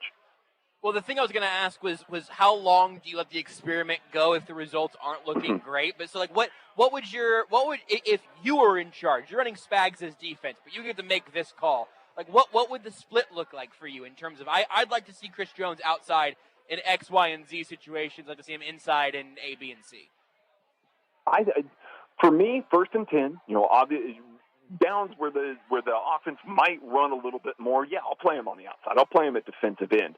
But if we're in 2nd and 9, or, third and long especially, he's rushing from the inside. High probability of passing downs. Every opportunity I get, I'm putting him on the inside because I know that he's going to win more matchups on the inside because we've seen him do it. In the NFL now for a number of years, he's been that kind of guy on the interior. So I'm going to move him in there at the drop of a hat. Now, I expect that Spagnuolo's probably only going to do that in the dime, which is going to be third and long, or when they're up big at the end of games or at the end of halves, or situations that are obvious passing downs. That's when we're going to see him play on the interior. He's still going to rack up tons of pressures and sacks from that position, but I might be a little quicker to move him inside than I think, based on the conversations that we've heard so far, Spagnuolo is going to be to move him inside. Sometimes I feel like I've successfully tricked you whenever you say the thing that I was thinking, and it makes me feel, one, very smart, and two, just very secure in myself. That's what I would have said. Probably less eloquently, but we agree. It makes me feel good, because now anytime anyone yells at me, I can be like, well, Craig said. I'm easily brainwashed, Josh. I mean, this is not you don't have to try that hard. Well, wait and see if you can find the next time that I'm going to try to brainwash you in a subset of the next thing I want to talk to you about, which was the look that you took at what you've called the slot drop cover 2 or the Tampa buzz. This is something that, again, we're not going to be able to explain this with the visuals that are in the Substack. So I will encourage you again, kcsn.substack.com. This is an excellent piece that I just learned something that I never really paid any attention to. Can you give a light overview of what this position, what this coverage call typically is, what makes it unique, before we get into some of the elements of it that I find interesting? Yeah, it's something that Spagnuolo has kind of adopted, and he's been using a lot on obvious passing downs, on these third and longs late in the game. But basically, essentially, it's a Tampa 2 coverage without asking your linebacker to run the pole or drop deep into coverage, and they get it by dropping their slot defender back to one of the deep safety roles, playing 2 deep safeties, and playing Tyrann Mathieu in the hole, that Tampa 2 position that NFL teams have taken advantage of. I think we all remember Tampa 2 with Tony Dungy, and it took the league by storm, and then offenses immediately adjusted, and it became just completely wrong. You don't see it anymore because it's easily exploited. This is a way to get into that, giving some of the positives of a Tampa 2 coverage and eliminating some of the weaknesses. Now, it's bad against the run because you're basically dropping a slot defender out, but when you're running it on obvious passing downs, as Spagnuolo is, it affords you the ability to play a Tampa 2 coverage and not be exploited so much. So it's a fun way that they've done that over the past 2 years. It's somebody's birthday. Someone asked this question quickly. Here's what I'm trying to brainwash you. What is the role of the slot corner there? How does that change what Spags looks for that defensive back? You have to have vertical ability. You have to be able to drop deep into coverage and to be able to read routes underneath. So a lot of these guys that play safety and can play in the slot. Juan Thornhill's one of those guys. Tyrann Mathieu's one of those guys. L'Jarius Sneed was one of those guys. Kendall Fuller. All these guys that we've seen do it. That's the type of guys. Mike Hughes seems primed to do that this year. He's good at that sorts of things as well. So I do expect that we're still going to see it because I've targeted guys that can do that a lot this offseason. The idea of filling the defense with more of those guys is so interesting. And also, again, at one point when I was reading through, I was going to ask if that showed up with Kendall Fuller at all. And then 2 clips later, you were like, and here's where Kendall Fuller did some of this stuff. But for me, the biggest question, it comes with something else that you wrote about a while ago as well, looking at some of the newcomers that could end up in that slot role. I'll tell you what my brainwashing would be, is that right now, if Sneed starts on the outside, that's fine. But I really like the idea of having L'Jarius Sneed continue to be a player that Spags can use to do whatever he would like to see done at that point because of his physical tools, because of how aggressive he's been at things like blitzing out of the slot, which neither he nor Spags really knew he could do before last season. And then reading some of this and thinking about Sneed, the idea that he could be, in sort of a Tyrann Mathieu-esque kind of way, that he could be a guy who is more valuable than his talent because he is so versatile. That makes Sneed, for me, my preferred favorite option is the guy that gets the majority of the slot snaps, but maybe that's not reasonable. What are you kind of rooting for with all of that in mind? Honestly, I'm fine with that, especially if a guy like DeAndre Baker, who appears to be like he's going to be ready for camp, if he shows out well enough, I think you can play L'Jarius Sneed on the outside on some of these early downs when you don't have a slot corner in the game. Now all of a sudden you kick him inside, bring DeAndre Baker in to play on the outside, and you get the best of both worlds in that. Now, I don't know if Spagnuolo is going to do that. We saw L'Jarius Sneed on the boundary the first 3 weeks of last year, and frankly, he was phenomenal. I mean, he was just as good there as he was in the slot. So I think it's going to be one of those situations where they have the ability. They have all of this flexibility because L'Jarius Sneed can do either one of those things.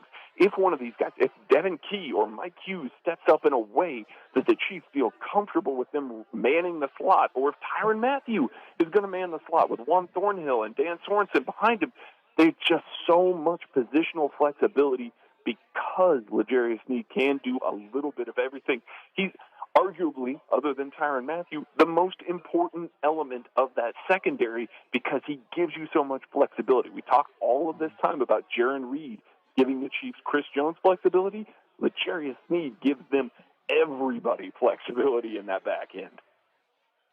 I still can't help but be a little heartbroken over the Bashaud Breeland thing just because it seems like a no-brainer, right? Like, it's just, hey, give this dude $3 million and put him on the outside. You don't have to worry about it anymore.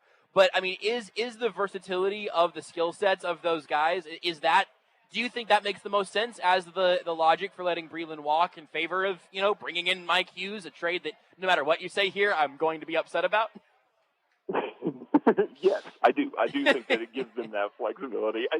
Regardless, you can't. Okay, I'm not completely brainwashable, apparently, but no, I do think that Mike Hughes was used a little bit, wrong in his previous spot. I think that he is more of a slot defender. He is explosive. He's a good blitzer, and he's a very physical run defender. All these things that Spagnuolo asks his guys to play there. I do think that Bashaud Breeland should be on this roster because I don't think that they've got so many cornerbacks that are, protected enough to where they couldn't have found a way to keep all of these guys. I mean, frankly, they haven't invested in the cornerback position much, so take as many swings as you can until you find the guy that's really going to be able to do that. That's my philosophy all along. They are definitely going with a little younger group and trying to catch some value with DeAndre Baker and Mike Hughes. It's a different approach there. I get both sides of it. Yeah, and I mean, look, cards on the table. I wanted them to trade for Patrick Peterson whenever everyone thought they might trade for Patrick Peterson. I would be happy if they were a team that made major investments in the cornerback spot. But then even acknowledging that they're not that team, right, which is also fine. Not being that team, Bashaud Breeland would not have been the guy that broke that rule, right? Broke that rule. He still would have been at a great value and still been super helpful for a defense that could have definitely used him. And that's where we end up talking about Bashaud Breeland once every week or two because I can't help myself. Right, sure, and I totally get that, and I got no rebuttal on that part, other than the fact that I have been clamoring for them to invest in the cornerback position now for a long time. A very, very long time. And as it stands, Spagnuolo is able to maximize these guys. Sam Madison gets the most out of them. And the way that they play so much split safety, which in today's NFL, everybody's going to so many two-deep safety looks just because of the speed on offense. You see so many two-deep safety looks that the cornerback position is getting so much more help over the top that now we may actually be seeing a point where cornerback, and I hate to say it, it's going to hurt me to say this, Josh. Know how much it's going to hurt me to say this, but it may not be as important as it once was. So we will see. I know that really hurts me as a defensive. But we will see how that shifts and how offenses attack it, and that could be for a year or two before all of a sudden they're the most important position on the roster and all that. But we have seen Spagnuolo maximize what he can do with that investment so far. Yeah, and it's impossible to say that it hasn't worked out. It really, really has. It's just we don't have to cover it 15 more times. One last thing I wanted to run by you that isn't necessarily anything you've written about recently, but like it's just something I think about when you talk about investment. We're looking at a group of linebackers that has a highly paid veteran and then 2 second-round picks in back-to-back years, and then also Ben Neiman. But those are kind of the 4 guys at the top of the conversation for the most part. Did anything stand out to you from anything from mini camps or OTAs, or is there anything new at all in the world of trying to guess what the Chiefs linebackers are going to look like in 2021? I mean, not really, and I think it's because of the type of linebackers that they've added. It was a passing camp. I mean, Andy Reid is the first to tell you it was a passing camp, and Nick Bolton is a guy that's not necessarily an elite coverage linebacker, and it's going to take him a little while to understand some of the intricacies of his zone drops and some of his coverage responsibilities, just because he hasn't had to do that a whole lot. It's not part of his skill set yet. It doesn't mean that he can't get there, but when you do hear that, he's got some stuff to learn, and you don't hear the glowing praise coming out of camp, I think that took some people by surprise, and they were kind of hoping that things would go well, but they're not practicing the run. So they're not putting shells on, and that's where his forte is. So I think that's the one that I think if we were going to hear anything, it would have been that. Obviously, no news is good news on Willie Gay. You just want him in there, learning the playbook, getting a full real off season for him. Have everything slow down so that he can understand where to be.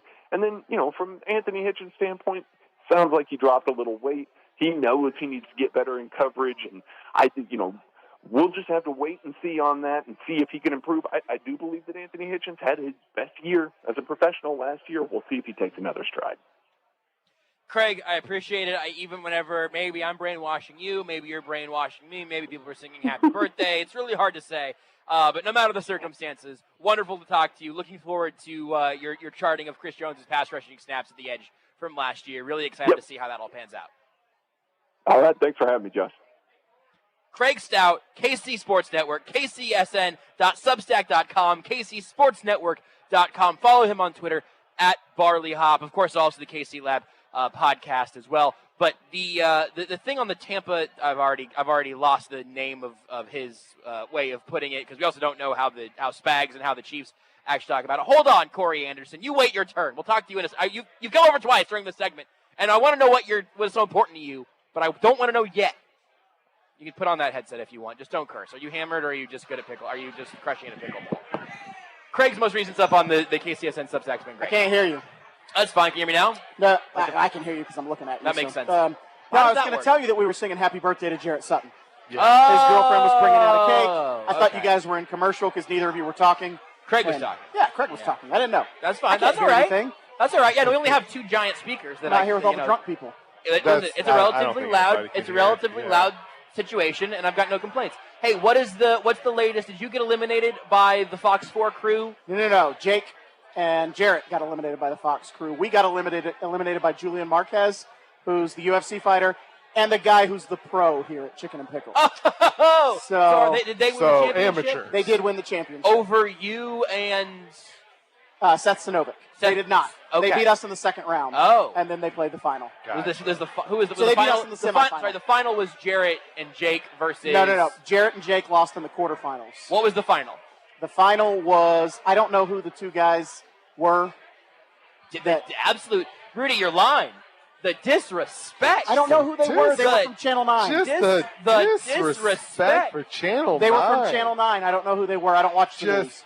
You mean I don't watch the news, but I know who Mick Schaefer is. Yeah, if they didn't have ever seen Mick on Rudy, the news? they didn't lose to Mick Schaefer. Okay, that's all I need to know. They must have been team 8, which is also not on my email. No. It was KMBC. Is there not a? No, there's Z.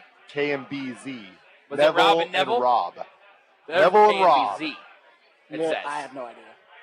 Well, apologies for the disrespect, but no apologies from me. And Jarrett lost in the quarterfinals. Wow. Corey and Seth lost in the semifinals. Proud of you guys. Good job. All it took to get you to the semifinals was a professional athlete playing beside you. Hey. Never apologize for it. Seth Sinovic. And Seth Sinovic. It was a professional athlete. And Seth Sinovic. Are you carrying around chicken wings in a napkin right now? Because I can't find the trash. Right there it is. Yeah. I'm going to go. She just brought my beer. I'm going to go drink. That seems like a good idea. All right. Corey Anderson of the Zone. Really, I'm starstruck, Rudy. I got to be honest. Seeing Corey in the flesh right here. Being able to smell him up close like that. Oh, man. Make anybody have a hard time doing radio. See you at 10 o'clock tomorrow, Corey. Doing the zone tomorrow. Let's take a break. Thanks again to Craig Stout. Follow him on Twitter at BarleyHop. Thanks to Corey Anderson for being here. He works here. I don't need to tell you his Twitter handle. He's on the zone tomorrow. You can listen to Corey at 10. We'll take a break. We're out here at Chicken N Pickle. If that was not clarified earlier, that would be incredibly confusing. That's for the first ever KC Pickleball Championship. You've got the victors of the celebrity division, and it's all been brought to you. Yes, you want to say the full team? And Jake, the pro. Jake, is the pro's name Jake? Yes. Got it. The pro's name is Jake. He works here. He's very good. I've seen him play pickleball. He's good. Probably pretty good at it. That makes sense. He's very good. All of this is brought to you by NetSmart, a Kansas City healthcare technology company redefining community-based whole-person care in our city and across the country. Brought to you by Michelob Ultra, Reed Buick GMC, Block & Company, Charlie Hustle, and, of course, Chicken N Pickle for hosting and running Kansas City's first ever pickleball championship. Let's take a break. Whenever we come back, we'll talk about, something else next here on Almost Entirely Sports. Did you know you can listen to Almost Entirely Sports anywhere, anytime? Well, you can. Just search for Almost Entirely Sports wherever you get your podcasts.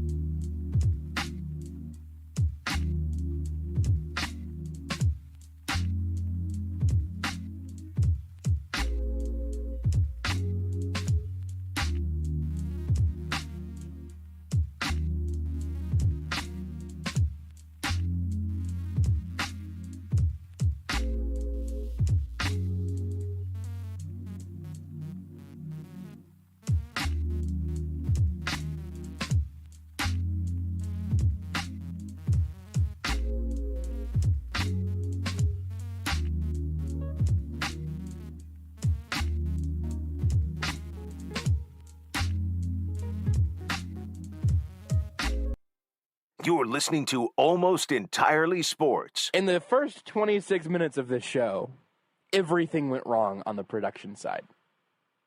Not Beards' fault. All the equipment around him. He was captaining a ship with just like beach ball size holes in the hull. The ship was A, on fire, B, getting invaded by pirates, C, had the Kraken trying to bring it down around it, and D, it also just got hit by lightning. E, it was also on a mountain. With Joshua Brisco. F, it was running Windows XP. I mean, you're not wrong. I'm not wrong. There are F reasons that the first 26 minutes of this show is a hellscape. On Sports Radio 810 WHB. Thanks again to Craig Stout for joining us last segment. Always good to talk to him. One of the absolute, I mean, you probably follow him if you're listening to this show, but in terms of especially the defensive side of the football, nobody better to follow for breakdowns of what the Chiefs are doing defensively. Anywhere in the Chiefs writing coverage universe. He's just excellent at everything that he does. Yeah. And I'm really looking forward to that Chris Jones piece. So also another shout out to the KCSN Substack and the crew over there. Doing a great job so far. And with that being an unintentional but reasonable segue to one other thing on the defensive side of the ball, I'm not going to get deeply into the backwards-looking Frank Clark conversation because every time I do that, it ruins my day and maybe my weekend. And I'm not doing that. I'm not going to do that today because I don't care anymore. And most of those conversations are, we exist in a hypothetical world looking back on things. And I think if you're interested in the hypothetical, welcome to the conversation. And if you're not, that's fine. Just don't try to ruin it for everybody. That's sort of my official stance on the Frank Clark 2019 sort of conversation. Not going to do that again here today, though. If we get a really slow week ahead of training camp, maybe we'll bring it back. But what I do want to talk about is something that, honestly, I did not fully expect to pan out this way. There's a story up on arrowheadreport.com, obviously biased, and our friend Connor Christofferson, who is a absolutely excellent resource in terms of salary cap stuff, guaranteed money, signing bonuses, prorated things. I have learned a lot from Connor, and I'm the one that has to edit his stories. So it's a tough. You're forced to read it. I mean, makes you learn. I mean that I, in theory, should be able to fact check him, and in reality, I'm learning from him every time he writes something. Yeah, you have no way to fact check them. Right, because he's smarter than I am. Yeah. But he wrote about Frank Clark and what happens if he is suspended. There are a lot of dominoes that actually could fall. And these are mostly dominoes that I think I said earlier this week. Like, I don't expect to fall. I don't expect this to be a direction the Chiefs go. But upon further review, reading what Connor wrote, I'm open. I'm open to some things here that might end up being a little bit surprising. So if he gets suspended, the guaranteed money in his contract will void. It's a relatively common thing across the NFL. That's not specific to Frank Clark. That's just the assumption, because that's the assumption for any NFL contract for the most part. Because he could be suspended for conduct detrimental to the league, to the team, whatever it may be. There's also a clause in the prohibitive. Oh, I've got a little scrolling issue here. A clause in prohibited contact. Illegal possession of a gun or other weapon, such as explosive, toxic substances, and the like, or possession of a gun or other weapon in any workplace setting. Seems reasonable that would ultimately connect, right? Well, here's what happens if he does get suspended if the remaining guarantees are voided. The Chiefs then would be able to completely get out of the $18.5 million in guaranteed base salary for the 2021 season. Right now, $18.5 million are guaranteed to Frank Clark in base salary for 2021. That essentially Thanos snapped out of existence if he is in fact suspended here. Not a foregone conclusion, but if he is, that would be the next step. The issue, though, is that there would still be a pretty significant amount of dead money. Here, quoting from Connor. Clark's signing bonus of $19 million, a salary prorating of $7 million, and restructuring of $5 million are all dead cap hits on the salary cap to the tune of $6.8 million each year for the next 3 years. That money, if you're okay, well, how do they get out of that? That money is already in Frank Clark's pocket. Yeah. That is in his bank account currently. Getting that money back is not really a starter. There's a $7 million dead cap hit each of the next 3 years for money that has already been paid out to Clark. And again, for like prorated things, it just means you spread out the salary cap hit, even though the financial cost has already been paid. The cap cost, essentially, you can more or less have a payment plan, right? Mm-hmm.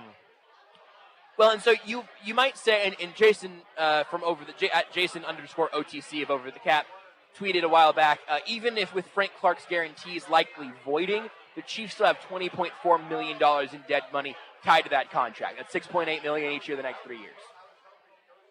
My hunch then is, well, you just pay him what you've got him on the books for this year, and you move on after next season. But if someone was going to put me on the stand and say, hold on, Josh, here's where you're inconsistent. Everybody in Kansas City right now assumes Frank Clark will not be a Chief in 2022. I think that the vast majority of people think this will be Frank Clark's last year, barring a really excellent return to form. Yeah, if he goes out and has 18 sacks this year, he'll be here next year, right? If he just plays close to how he played last year, though, this would be his last year in Kansas City. Yes. That's generally the assumption.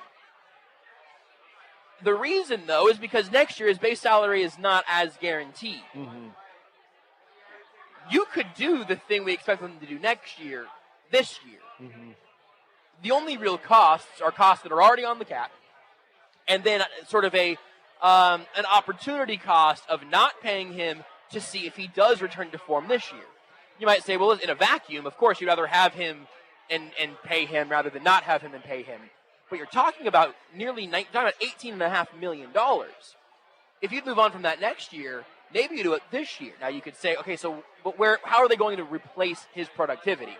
They go sign Melvin Ingram for way less than $18.5 million, but can Melvin Ingram actually perform at that level? Impossible to say. Mm-hmm. And then how much money is left over? Hard to say at this point. But here's the other thing. Any extra cap money they have this year rolls over to next year. True. If they cut, and that was the point that Connor made that I was not really anticipating. Mm-hmm. If they moved on from Clark this year, even if they replaced him with $5 million to Melvin Ingram this year or whatever, well, now you've got an extra $12 or $13 million to play with rolling over to next year's cap if you want to make sure you can pay Orlando Brown Jr., Tyrann Mathieu, etc., or go bring in a relatively high-priced free agent. Now, the reasons I still don't think that would happen is because the Chiefs have put a lot of money and draft pick assets into Frank Clark. It would be a bet. You could say whatever you want about 2019. We can have this a never-ending conversation until I delete my Twitter account, which I'll never do because I'm verified now. But we can have this conversation for the rest of time. But it would be a terrible look for Brett Veach to make that move for Frank Clark and then ultimately move on from him so soon after making that huge swing. I think they're going to let him play this year out. I think they're going to say, hey, maybe, whatever it ends up being, suspension or not, guarantees voiding or not, we're going to let this year play out. Maybe they try to do something creative in terms of cap allocation. Maybe they say, hey, we will cut you this year unless you take a pay cut. I don't expect to see that either, though, if I'm being honest. Ultimately, I do think Frank Clark probably just plays as was the plan, but I'm not holding my breath for any big shockers, but I do think it's very noteworthy. Yeah, my thing is, and honestly, I kind of, like you said, you were surprised to essentially read about the money rollover. As I'm listening, I was surprised to hear because it's just something that just never really crossed my mind. Never think about. And so there is actual value in that. Yeah. Because my thing has generally been, I understand people's frustrations with Frank Clark. He hasn't been. I mean, he was bad last year. Now you see the two arrests. I understand it. The thing that doesn't make sense for me necessarily cut him is one, if you want Melvin Ingram, having Frank Clark on the team is not preventing that. Right. At least in theory, it's not. I guess I don't think Melvin Ingram's asking for a 1-year, $13 million deal, which would then prevent that. But like, you can. I think you can have both. And so simply for me, it's just been okay. Yeah, you get rid of Frank Clark, and yeah, he wasn't great last year. but he's better than the replacement right now, right? So it's he wasn't great, but how much he better? wasn't good. What's the value? How many millions of dollars is he going to be better than Melvin Ingram or Dr. Charlton or whatever? Yeah, and so the thing is, especially if we're talking for next year, this is where I'm with you, where it was the no-brainer. Like, if he plays like he does, he's gone because he's not that much better because you're now saving money. Again, though, this was kind of before the whole, well, now you have this rollover money. And that does get intriguing. I still think I would probably roll the dice and hope that he has that reward of him maybe finally having, playing at his height, at least for a portion of the season, and ideally that portion of the season, including the playoffs. Even if you only get him playing at that high level for 8 games, I think I would take that, the risk of getting that versus the reward of having a little of having extra money in the offseason. And part of that is because they can figure out how to free up money to re-sign Orlando Brown Jr. if they need to. There's always moves to make to free up money if you really want that player to be around. Could have done it for Bashad Breeland, and they didn't. So I'm just, I'm going to just stay mad is what I'm going to do. Let's take a break. We're live from Chicken N Pickle. We'll talk about candy bars whenever we come back. Take the show with you wherever you go. Listen live on the Sports Radio 810 mobile app and 810WHB.com.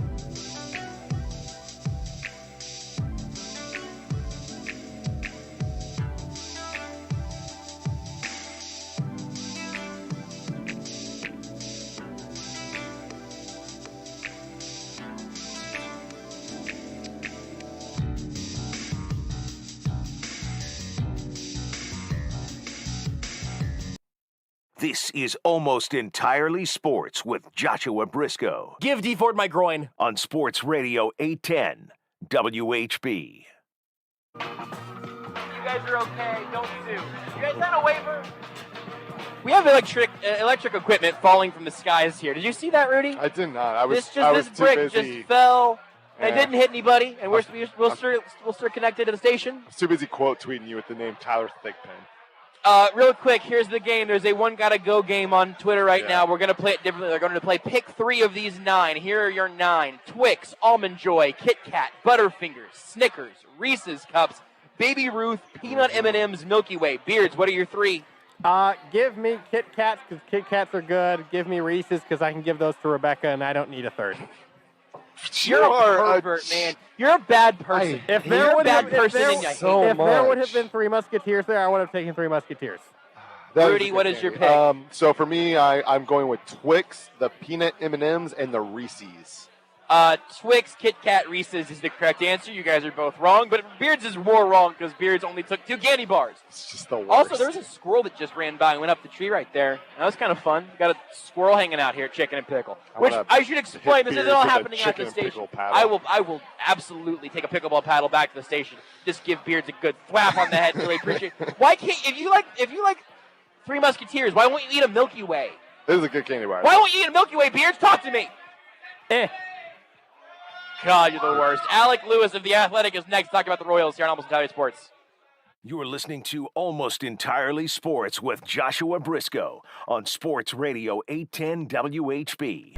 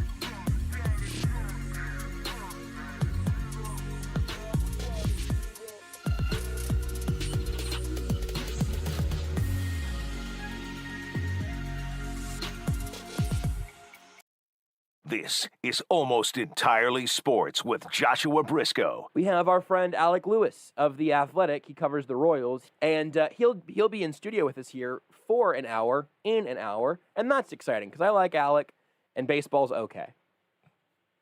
But I like Alec. More or less than baseball. I mean, you know. On Sports Radio 810 WHB.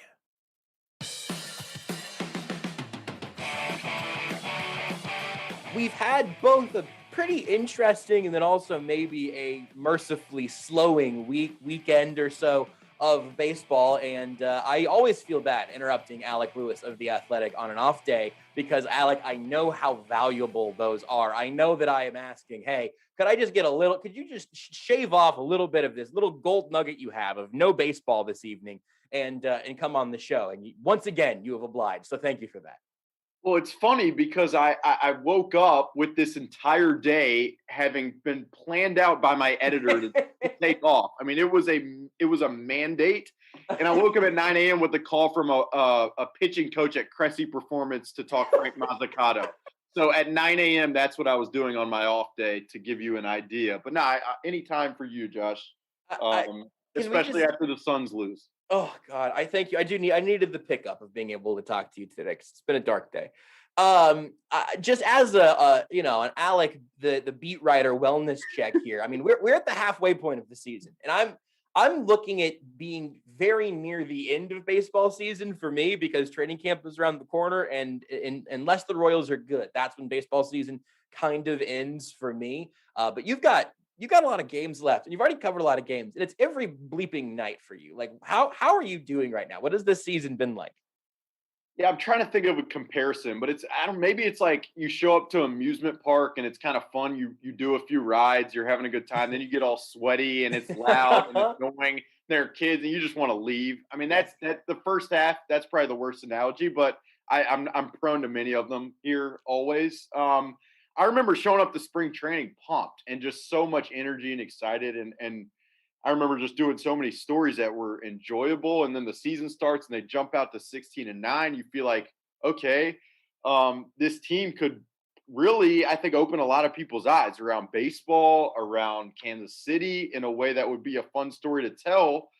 And then they got on a roller coaster and went straight down, and it did not stop going down. And they lost, I think, I think they went 20-44 after starting 16-9. And it just became, as we talked about, it just became so monotonous every day leading into the All-Star break. It was Jorge Soler and Hunter Dozier are not hitting. The pitching is hard on my eyes, and I have 4 of them. And so it really became taxing. I think on just my energy level, and obviously you got to show up and perform every day in this job, especially for with the staff that I work alongside. But it got really hard to watch these games and be as plugged in to every pitch as I think the job entails. So it's been tough. But this All-Star break, I think, for the team, it's probably been incredible, and the coaching staff and everybody. And for me, I mean, it's been, the draft is always fun because it brings new life, new players, new stories. So it's been good. And I'm excited to kind of get back into it this weekend against the Orioles, and then they'll play 1 billion games in a row, and then I'll be tired again.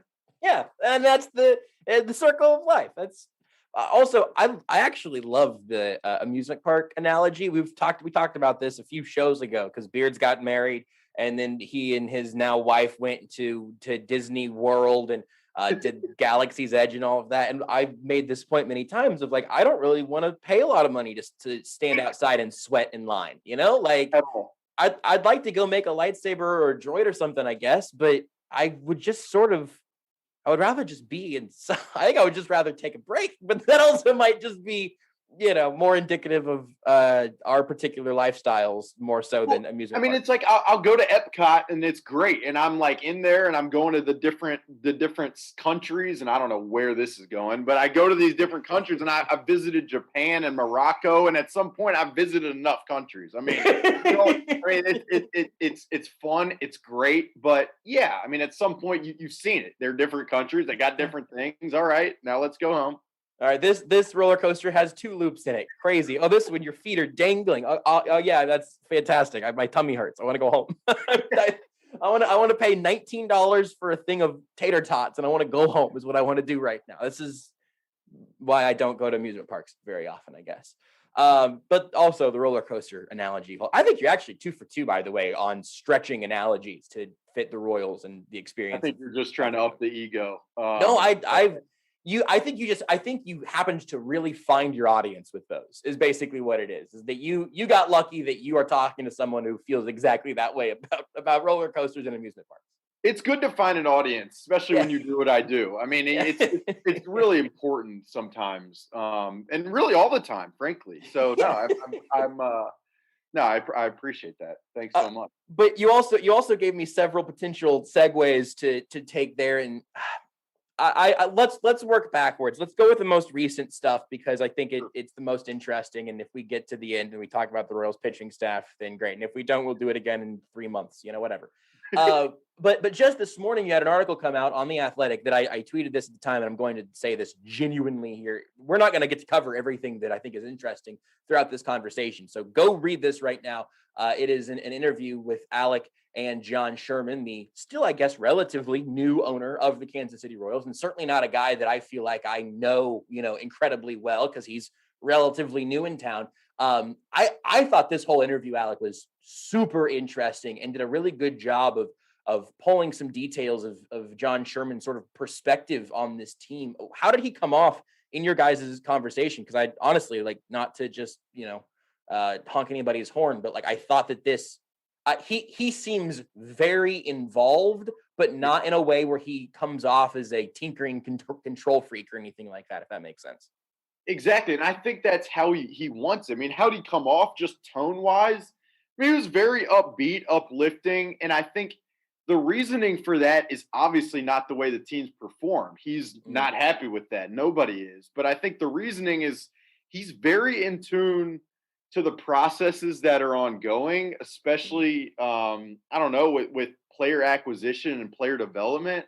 And I think he wants to know every day why certain things are being done. And I think if the people in place are operating the right way, I think he feels comfortable. For me, I thought the most interesting thing was just how much he hammered the pitching, how important the acquisition of as many pitchers as possible are, and then how important the development around those pitchers is. I mean, it seems like for him that is as important, if not most important, among anything else. And I just thought the other thing you said, he seems into it. I mean, he was rattling off pitching prospects that like Jonathan Heasley, Josh. I mean, right. He doesn't have a clickable name in the story. It's like you can click Jonathan Bolinoff, and then Jonathan Heasley, The Athletic, is like, I don't know who that is. Yeah, and I mean, he's talking about the draft prospects, and he didn't just say Frank Mazzucato. He didn't just say Ben Kudrna. He said Shane Panzini. I mean, this guy, he knew he's very plugged into that. And so I was just struck by just his overarching approach. And then coupled with, as you mentioned, he's not micromanaging. He's not adding pressure.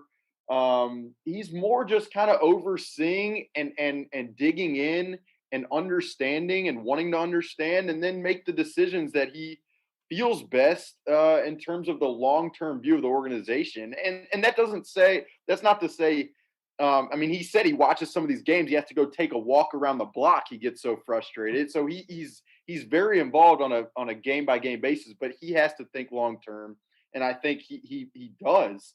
And that's kind of what keeps him as upbeat as I think he was in the conversation. I was going to ask you what the most interesting thing was, and you already nailed that. So I'm going to just skip to the end and what might be the second most interesting thing, or at least something that I think is going to intrigue people who haven't read it yet or are listening now.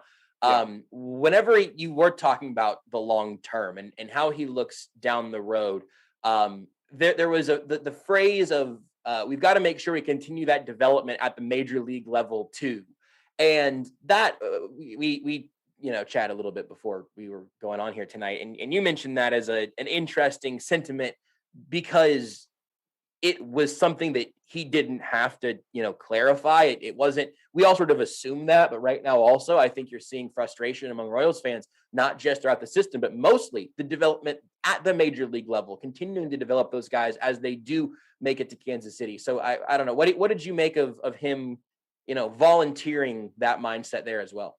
Yeah, I thought it was a very smart comment. And I mean, to your point, fans, I think, have been really frustrated with the pitching coach, Cal Eldred, the hitting coach, Terry Bradshaw. And I think oftentimes the performance of a lot of these major league players who are young. And so for him to say that, and obviously it's his second year, really first full season as an owner with this club, just kind of speaks to how much I think he understands the game. Because if you look around the game at teams like the Tampa Bay Rays or the Los Angeles Dodgers, the smartest, most forward-thinking organizations, some of their best coaches, some of their best development comes at the big league level. And I think with the Royals, that's been part of the, just question is like, how much are these guys when they get there still progressing, or how much help are they getting? So I thought, for him to say that was very enlightening, and I also think just how in touch he was with the entire system, and realizing that, like, okay, yes, Jackson Kowar, Daniel Lynch struggled, and yes, they got there and it didn't work out the way we want. Like, I think he understands that what they have in place on the development side with hitting.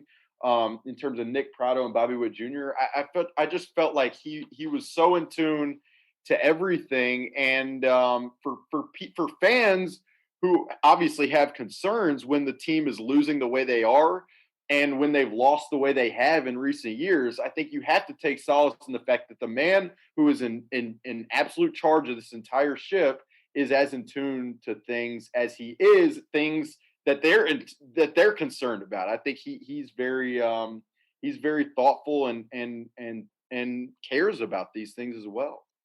This might be, more under the cloud of darkness than you're able to see through. So I'll just take your best read on it. But with all of that being said, what do you feel like the relationship is with him and Dayton Moore right now? Because I got from the story the idea that he is very trusting of the people that he hires or who were in place in large part for the Royals, obviously, whenever he got here, to do the job that they're entrusted to do. Like, again, not micromanaging or whatever, but also he seems too invested to just let it play out no matter what, if that makes sense. Do you get a feel for kind of how that dynamic is right now between Dayton and Sherman? Yeah, I think that, you said it really well. I think there's a balance there. I think they have a lot of mutual respect for one another. Dayton said a couple weeks ago that, like, Kansas City is really fortunate to have a guy who thinks at the level that John Sherman does as their owner. And John Sherman has talked about, he respects how much Dayton cares about people and how much he cares about the game itself.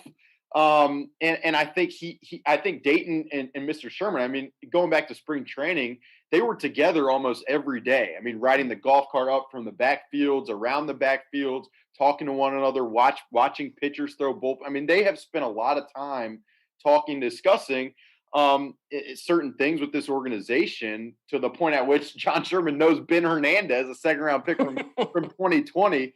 And so I think there is a great mutual respect there. That said, it is John Sherman's organization, and he wants it to succeed, not only from a business standpoint, but he's been a Royals fan forever. And so I don't think any relationship for him will get in the way of making sure this thing is headed in the right direction. And for now, I think it is.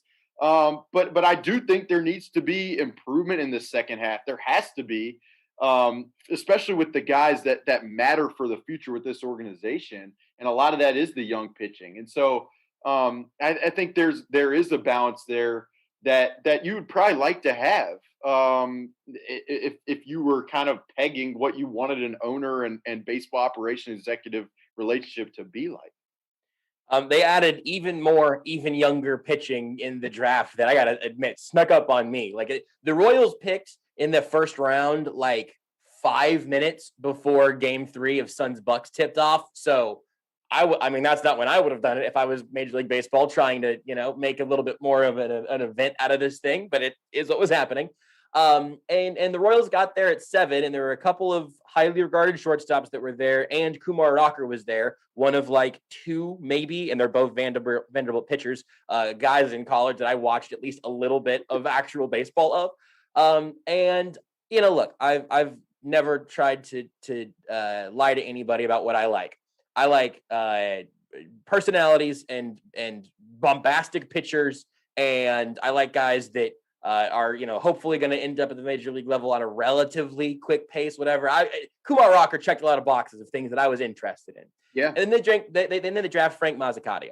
I added a syllable. Sorry, I made him even more Italian. I apologize to the Mazzucato family. And I had not heard of Frank Mazzucato. I'm still not 100% sure I understand the logic of what the Royals did here because at least in my very quick research after the pick, like ESPN's most recent first round mock draft did not include him. He was in the kind of, keep an eye on section of some of the later picks. Maybe this team goes Mazzucato, but he was not selected there, and some he was, but I was not thrilled because I like Kumar Rocker with my, of course, extensive research. And then the analysis starts coming out. They're trying to go under slot there, trying to save some money there. And if you want to give a crash course on any of the slot spending stuff, I'd welcome it. But what were the Royals doing with that pick? Also, another story people can go read from you up on The Athletic answering that question. Yeah. I have a few things. One, you said you didn't know Frank Mazzucato. The only recollection I had as that pick came about of Frank Mazzucato was I was listening to a podcast that Keith Law did. And he was talking about some guy in the Northeast whose family had a bakery. And so and then they made the draft pick, and I was like, is this the guy with the bake? He's like, yeah. So that's what I knew. I guess I'll get in a little bit to the draft and how it works, and I'll try to keep it understandable for just casual baseball fans, casual sports fans. I mean, the MLB draft is way different than an NFL or NBA draft. Mm-hmm. Leading up to it, the teams have conversations with the players and their representatives. They figure out what type of money those players are looking for, and then they know it's kind of like an auction draft in fantasy. You have a certain amount of money that you can spend. So how you allocate that money is up to you. And certain players want a lot. So, for example, and this is just speculative an example, if Kumar Rocker was available at number 7, but he said, you know what, I want $7 million to sign, that would leave the Royals X amount of money to spend, a little bit of money really, to spend for their next 19 picks. And so maybe the Royals got to a place where they felt like, you know what, why would we pay Kumar Rocker so much money and hurt us with the next 19 picks when we as an organization rely so heavily on the draft to get as many upside players as possible? Why would we put it all on one player? It'd be like an auction draft, and you're putting everything on Patrick Mahomes because you're a Chiefs fan. That's what these teams have to allocate money very smartly. And so if Kumar Rocker's price tag was too much, the Royals, I'm sure, had to adapt. It might not be Kumar Rocker, it might have been someone else, another player that they coveted. And so because they wanted to allocate their money smartly and they believed in Frank Mazzucato, a left-handed high school pitcher, they knew they could pay him less, and then they could pay a couple guys more to get more quantity of really high upside players. And so I know that's a complicated version. I hope that makes sense. Yeah. But I think I know that's the route they chose because they ended up taking Frank Mazzucato. We don't know the price tag, but I know it will be less than what they should have probably paid at that number 7 spot. And that freed up money for them to go pay Ben Kudrna, who's a local right-handed pitcher who's really, really impressive. All you have to do is watch the video. It's pretty obvious. And then a catcher, Carter Jensen, from this area, and then an Alabama second baseman, Peyton Wilson. So because they didn't pay so much at number 7, they had enough to get enough, a few more guys who they could pay more. And so if that makes sense, I hope it does. But it also, I mean, they value certain guys in their scouting process, and they obviously highly value Frank Mazzucato and Ben Kudrna and Carter Jensen.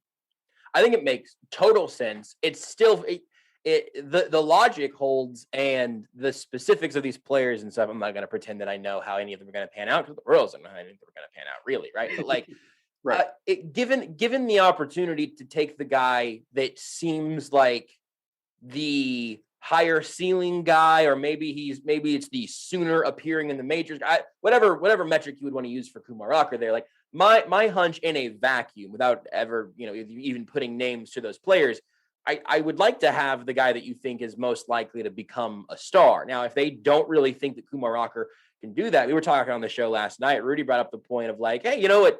Kumar Rocker is this, high energy, bombastic guy with 2 pitches who really needs to develop a third one. And the Royals already have one of those. And he's having a pretty okay season. Like he still only has 2 pitches. Like and actually I have a couple of those guys, but specifically being Brady Singer in that one, of course. But I understand the idea of let's try to get more players that are, a peg down, but I would have also liked them to just have Kumar Rocker and then also continue the rest of their draft and see how it goes. Anyway, but I do think that makes sense.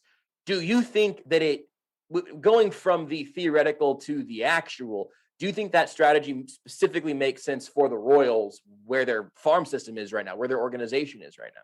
It's a great question. I mean, I think part of why the response to this has been what it is because the riskiest subset of players in an MLB draft are high school pitchers. Yeah. There's just so much variance with what they ultimately become. I mean, there are examples, obviously, of those guys like Clayton Kershaw, Zach Greinke. I mean, a lot of the really special pitchers in baseball and Hall of Fame pitchers were high school picks, but there are also a lot of guys whose names that you would never know. I was looking at the list yesterday. I mean, that Riley Pine is a local kid who just it just didn't work out. And then there were just a handful of guys. I'm like, I've never heard that guy's name. That could be my cousin's friend's brother. Like, I don't know.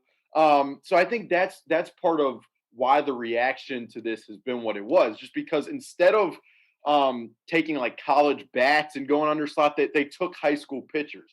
Now, to your question of how much does it make sense, I really think it does, because you look at the top of this Royal system, it's so heavy with pitching prospects. And I know people are going to be like, well, those guys haven't panned out.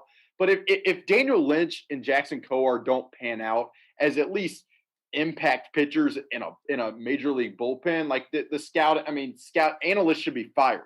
I mean, Daniel Lynch is the number 17 prospect in baseball per Keith Law. He's not just going to lose his entire ability all of a sudden. They obviously have Asa Lacy. They have Alec Marsh, who's a guy no one talks about, but throws 98 with 3 pitches and is really competitive. I could keep going and down a list of like probably 10 to 15 to 20 starting pitcher potential prospects that the Royals have, who are all 23 to 25, 26. So if you have so many of those and you believe those guys are coming and might be at some point tradable assets, why not build another wave of younger guys who you can take time with to develop? You don't have to rush them. You don't have to overload them. You can let them do what they need to do to develop. And not to mention, these are guys with pitchability. They're not just high velocity high school guys. Like Ben Kudrna throws strikes. So does Frank Mazzucato. And they also have room. I was talking to a coach yesterday for Ben Kudrna. He's like, yeah, he doesn't even shave yet. So there's a lot of projection and upside. And now the onus is going to be on the player development staff to develop them the right way. And I was talking to a Royals pitching development staffer about that. And he's like, we're not afraid. Like we believe, we are up for this challenge because we believe in how we operate compared to how we used to operate. And so I think as hard as it is to maybe trust what the Royals are doing because of, I don't know how many losses they've had in a row at the major league level, I think that behind the scenes they're comfortable and confident with their processes, and that's why they felt good about this. I do think that the just draft pitchers all the time, always, and then as soon as you need a position player, you can trade one of the pitchers in your system that you're not as high on or whatever. Or maybe you do pay the price that hurts a little bit, and you do give up a pitching prospect that you are really high on, because that gets you that plugs the hole in center field that you've had for 5 years or whatever. Right. I am totally down with that logic, but I think you touched on it a little bit there. I don't get any pause from the major league team losing a whole bunch of games in a row. What does give me pause is, do you think that these pitching prospects are in a good system for developing pitchers?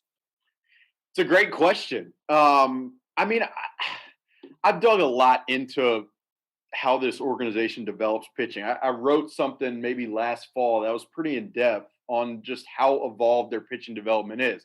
And I think it's evolved from multiple standpoints. They have performance science people, John Waggle's in charge in terms to kind of evaluate how efficient these guys' body moves. That's different from how it used to be. They have behavioral science directed by Ryan Maid, who kind of, they do a lot with the mental makeup of these guys. And then on the pitching side, they utilize analytics. They use the Edgertronic high-speed cameras that everybody uses. They use Rapsodo, pitch tracking technology that everybody uses. And so what the separator is to me, whether they can develop it or not, are the coaches and how able they are to garner the trust of the player to be able to communicate. And if they do garner the trust and are able to communicate, it's about the content and their ability to communicate that. And if you have the right people from that standpoint, I just think that's the real separator in this day and age. I've talked to multiple SEC pitching coaches, people that are really invested and have knowledge about pitching development in this day and age, and the technologies are up to speed. It's not like the Dodgers are using some technology that no one else has. It's just I think oftentimes now it is the ability of the coaches to communicate clearly to the player and have their trust to allow them to succeed. So I know I'm not answering your initial question. Do I have confidence? I think part of me, I want to see it because I feel as if this organization, I know that they have evolved in how they've developed pitching from the years at which they drafted Foster Griffin, Scott Blewett, Ash Russell, Nolan Watson. It is a different organization and how they're structured to develop pitchers now than it was 5 years ago. There's no question about it. I think that is super valuable and does make me feel a little bit better. And you also, again, we're circling around the same, specific probably person, if not persons at this point. But the Royals also haven't, at least in terms of just sort of coming up the system ladder, Daniel Lynch and Jackson Kowar and Brady Singer all have made themselves, at the very least, to invent a word perhaps, call-upable. And in some cases, it's been like, hey, like, you need to call them up.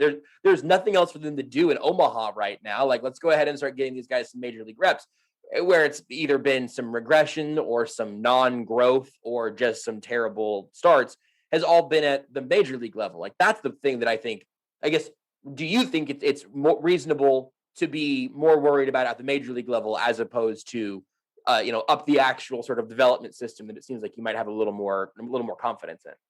Yeah, I think for sure. But I don't know if you can tie that to one person. And obviously it's Cal Eldred that people would talk about. Is Cal. I think part of I think just looking from the outside, worry in terms of Jackson and Daniel making their debuts, it just felt as if there was so much pressure surrounding them. And I think that's pressure from the clubhouse, just pressure within the clubhouse, like kind of just so much urge to win and intensity that it's hard for me to imagine that as a young guy, you step into this clubhouse that's so committed and intense and uptight on winning that it would be easy to just be comfortable out there on the mound. I think that's a part of the worry that I have. I think also, though, you could have the argument that, like, if you look at Daniel Lynch's recent outings at AAA Omaha, it's been pretty rough. And I know he's been doing a lot of certain things with delivery and that type of thing. So I'm not sure how, specific it is to the major league staff, but the more guys come up and struggle with the major league staff, what are you going to do? Like, it's pretty, I don't know how else you can evaluate it beyond, Jackson Kowar dominates absolutely wholeheartely at AAA, to the point at which what else can he prove? So he comes up, and just kind of can't throw a fastball anywhere he wants to. And to me that it's not just like his mechanics just fell apart as if he's broken down car. I just think there's just so many elements to it. And I think the intensity and the pressure of the environment that this coaching staff has kind of bred, I think to me that's part of it that I think needs to be discussed. It just seems so intense, such an intense environment for a young player trying to break in. I don't know how easy that would be or not. I don't know if I'm putting too much into it, but I think it's important to note. Yeah. Okay, we got to wrap up, but I'm going to just hit you with some rapid fire questions really quick. Are you ready? Yeah. Does anybody from the Royals get traded out before the deadline? Yeah, I think so. I don't know who it's going to be. I think this is a time where Whit Merrifield, it seems like if you think forward, it could be a thing, but he means so much to that clubhouse. I don't know. Scott Barlow, I think, is the guy. Mike Minor, maybe, potentially. Danny Duffy has 10-5 veto rights, so who knows? But I think those are the guys to kind of note for now. Is there a team that would ship $7 cash for Jorge Soler? Where does he end his season? Let's do that. Where does Jorge Soler end his season? The Royal Scout team would love to have Soler. I think if they could, maybe Blue Valley Southwest. So I'll give you the option: Royals, another team, or he's DFA. I guess does he stay with the Royals? Are the Royals able to find a trade partner, or do they eventually DFA him? You know what? I actually think he stays with the Royals. Ooh, I like that. I'm not saying super long term, but I think I would not be surprised at all if. And some people are going to turn off the radios, and I'm sorry. If he comes out of the break and looks really good, that's all I'll say. Yeah, interesting. And we'll get into why at some point, but there is a why there. I like that. Yeah, I just want to see it first. Does Cal Eldred finish the season with the Royals? I think he finishes the season.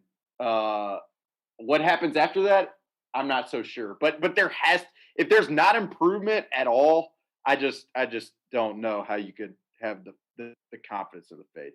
When do we see Bobby Witt? Ooh. The next question is going to be even harder, just so you know. I think he's hit 2 home runs in 2 nights. So in the last 2 nights. So I mean, I think we'll see him in September. I just don't know. Oh my God, that's so far away still. I know. I'm sorry, but I mean, he's just too good. I don't know what. I don't know how else you can say it. He's special. When do we see Adalberto Mondesi?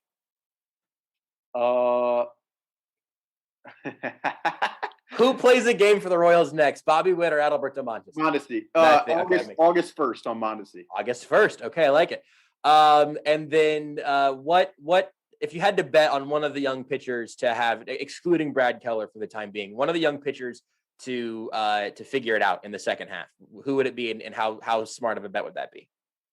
I guess the only answer there might be Brady Singer. I feel like I might have narrowed that down too much for there literally to be any other candidate. I mean, Brady looked good right before the break, so I think he is the easy answer. But I don't even think that's fair to go with one of those guys. I think I'm gonna say Daniel Lynch. I have a lot of faith in what I've kind of heard about his, even with the recent starts, just the progression that he'll have.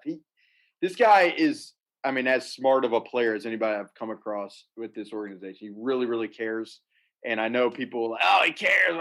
But no, like he will do anything and everything to squeeze every ounce potential that he has. So I'll say Daniel Lynch will come up and put away the memory of kind of how he started. I'll say Lynch. I want to know who that was an impression of. Very, very last thing actually here now. Most interesting draft pick from the Royals that we haven't mentioned yet, or at least it isn't getting mentioned very much. That's another good one. Brennan McNair was the 11th round pick. He's a shortstop from Mississippi. He's very athletic shortstop, which is classic for the Royals organization. But from what I've heard, just a really, really talented athletic player. Who I think kind of went under the radar in terms of an overslot potential among all the other guys. I just don't think we talked about him much. I think he could be a guy where you look up in 3 years and he's in the top prospects for this organization. You're like, where did that guy come? Oh, I think Brennan McNair. Okay. All right. I feel like we have imparted so much baseball wisdom on our dear listening audience. Thank you, Alec, for for being here again with another one more day, last day of no Royals baseball. They're back tomorrow, right? I should. Yeah, I guess we'll do the baseball tomorrow. I gotta clean my glasses off. We'll get back. I gotta get ready for this. But we'll see. We'll see what happens. I'll think of some more roller coaster analogies for the next time we talk. That sounds perfect. Go read these articles up on The Athletic. The conversation with John Sherman, the day 2 draft report, and then also the story about Frank Mazzucato, or as I like to call him, Frank Mazzucatio for some reason. The easiest way to go through all that is what I do is go find any of Alec's stories. You click on his little author page. You can see everything he's written. He's been a machine these last few days, and you can check all that out at The Athletic. And you can follow him on Twitter at Alec_Lewis. All right, Alec, go ride a roller coaster. We'll talk to you again soon. Thanks, Josh. I'll see if we didn't get an ambulance noise. I don't think so. Yeah. Enough. We got enough roller coaster talk, I think, to maybe fill that. No, I think that's a win for people who bet no automobiles in the background. Alec Lewis of The Athletic here on Almost Entirely Sports. Want more Almost Entirely Sports? Watch the show live on the Sports Radio 810 Facebook page.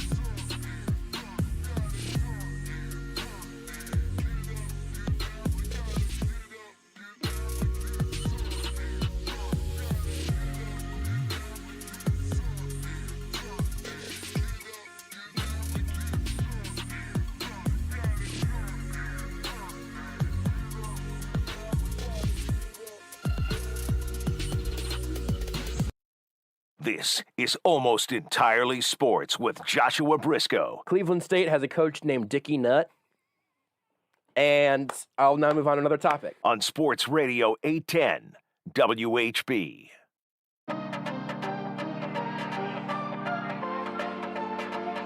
Thanks again to Alec Lewis for joining us. I wanted to talk about a couple of national teams because two of them are of note as of this moment. Also, we'll tell you as we're kind of closing it down here, we're the final act today at Chicken N Pickle. We've been out here for Kansas City's first ever pickleball championship at Chicken N Pickle.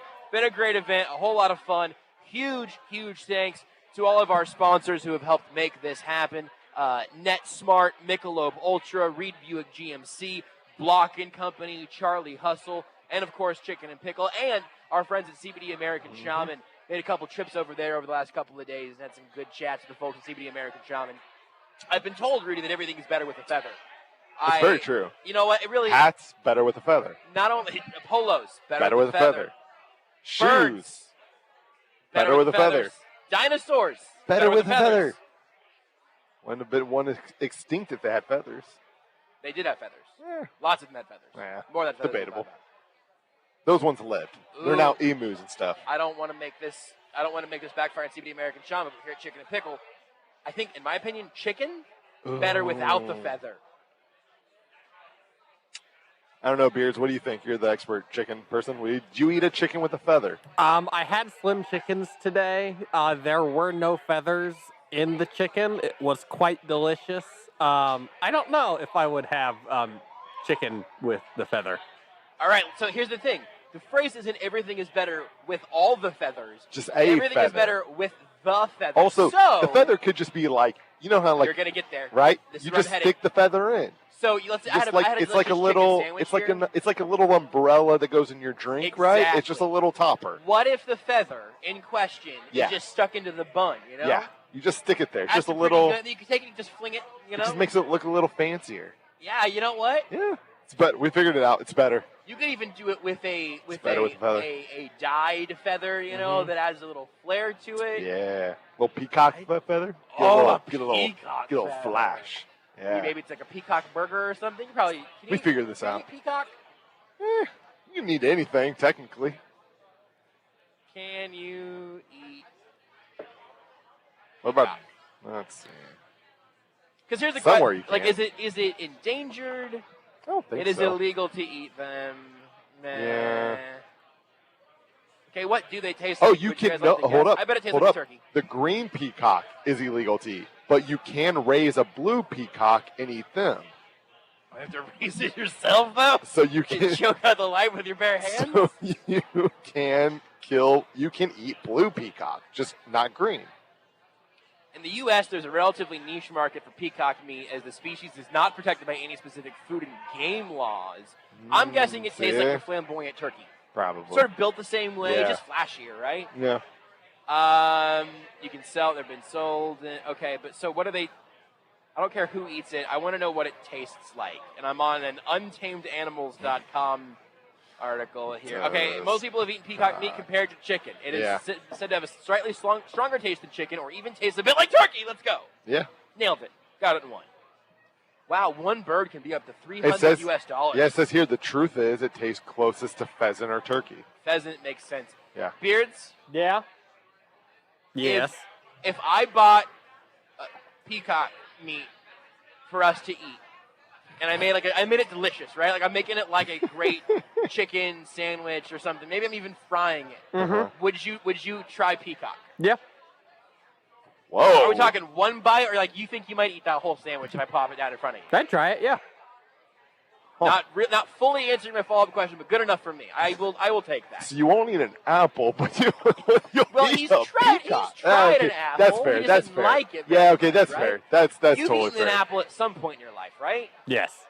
Okay, thank Do God. you remember I was it? going, Wait, yeah, hold I on, was going to hold have a panic attack. Hold up, because I almost feel like we had this conversation once what age? where you said you assume you've had an apple, but you couldn't remember having an apple.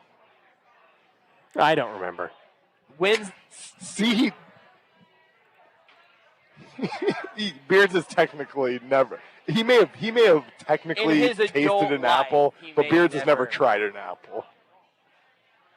I was pretty sure we've had this conversation. You're, the look you're on an Josh's enigma, face dude. right it's now. Just, it's just unbelievable. You're just incredible, man. You're just the most interesting man in the world. Maybe the most. Yeah, I think in a weird way, the least interesting man in the world, but really also the most. Yeah, absolutely. Yeah, you're a fascinating case. Right now, the U.S. Gold Cup game is on. I've never heard of Martinique. Yeah, Rudy spoiled it. Beards, did you hear what Rudy said? No, I didn't hear what he said. Okay, what if you had to guess? If I'm saying looking at the soccer game and Martinique just did something, what would you assume? That they're on the soccer field and they did something? My assumption would have been that Martinique is the name of a striker. I would have assumed that Martinique just made a great play on the ball, but apparently it's a country, and I did not know that. Yeah, so it's no, it sounds like one of the French clubs. It's just above South America, like it's an island. it is. Yeah, just a little Caribbean. island. Yeah, Caribbean islands. Just how do you guys just say that word? I think you both say it differently. I say Caribbean. I did the Pirates of the Caribbean thing. Yeah, I think Pirates has ruined it for me. I think for me, I think at this point, if you said if you said Caribbean, I would never though correct you, right? Like I think which one is correct? I think both are fine. Okay, at least in today, Caribbean might be the correct way, but I think in American society, both are fine. Okay, we're gonna play this game. I'm gonna go 1, 2, 3, and after 3, I need you both to say this word with me. I'm gonna describe it. Okay, word. It is the whenever you cook down sugar and it becomes brown and like stretchy. Glazed? You don't say the words yet because we're going to have to say them at the same time. I'm not sure I know the word. It's like you have it's various forms of sweets. Maybe you have some chocolates. Maybe you have some brown square candies that are individually wrapped. It's sort of the texture of like a taffy, but it's just sugar. It starts with a C. Oh, I know what you're talking about. Caramel. Gotcha. Okay, how do you pronounce that word? 1, 2, 3. Caramel. Yeah, I think Beards and I are savages, but I think it's supposed to be caramel. Yeah, I'm not going to. I say caramel, but again, I think it's one of those things where caramel may be technically right, but like I do think at least in American, I do think though, like in American society, which I think they're both right. Hey, can I get a caramel frappuccino? Not caramel. It sounds like it's very is up here. I would say they are in America in 2021. I would say they're both right. Same with Caribbean. And what about the little things you can cut out of paper to get money off at a grocery store? A coupon. Beers, how do you say it? Don't think about it too hard. Coupon. Is there any other way to say it? Yeah, I'm so confused. Oh, yeah. I've never heard. Coupon is how I will say it without thinking about it. It's almost as okay. You go coupon. Huh, okay. Remember that famous pitcher, Jeff Coupon? Yeah, Jeff Coupon. Just remembering some dudes. Just talking about some dudes. Beards, in a good little minute package, is the U.S. Olympic basketball team good, or do they stink? They're good. They're just poorly constructed is the way that I would put it. Shouldn't have had Jason Tatum on the roster. How dare, actually. How dare. They're basically all isolation scorers, and they have no centers, and they have no point guards. Drew Holiday's going to be on the team. He's the closest thing they're going to have to, like, a traditional point guard whenever that happens. And, like, the last few teams, like 2008, you had Jason Kidd starting over Chris Paul and Darren Williams, and you also had LeBron. And you have all of these playmakers on that team on 2012. 2016 is a little bit less so, but you still got guys like Kyle Lowry on there. No. That was right. And this team is just literally nothing but isolation scorers on the wing. And, like, the best playmaker is Draymond Green, and that's an issue. And Olympic basketball is usually at its best when they've got a whole bunch of playmakers and they're just able to do stuff. Having guys like Holiday and Middleton and Booker coming in will also help, just because it'll be extra guys and they're not playing Sadiq Bey and whatever else young players are on the end of the bench that they're having to play. But Bradley Beal being out now gives them a chance to kind of address that a little bit. The problem is, like, I want them to get a point guard. Outside of Chris Paul, I don't know who they could get that would solve that issue, because there aren't really those kind of point guards in the NBA anymore. Yeah, I can't really suggest different Nugget players because we're all international, Right. so I can't make any Nuggets jokes. Like, here. is LaMelo Ball? Take Jamal Murray. No, Is LaMelo Ball or Lonzo Ball the best that you can do in that scenario? Like, that's not ideal. Forget about LiAngelo. Which one is he again? He's the middle ball. Let's take a break. We'll close down shop whenever we come back. At JB Brisco, at Beards McFly, at Not That Rudy, at Sports Radio 810. Just do it already.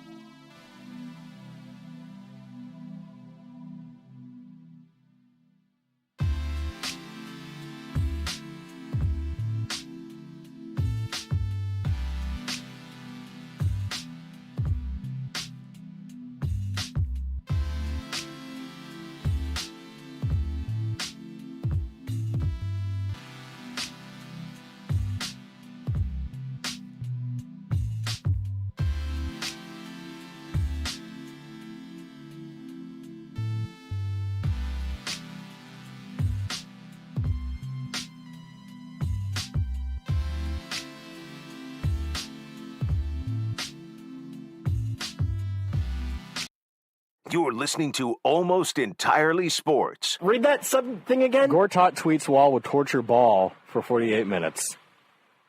Yeah, sorry, that was the roadblock Wall that I will hit. torture Ball. Okay, sorry. Yeah, that is tough to 48 minutes of ball torture, man. With Joshua Brisco. Beards, I need you to tell me about what happened with LiAngelo Ball, which I literally did not know was a person. He's the middle ball. On Sports Radio 810 WHB.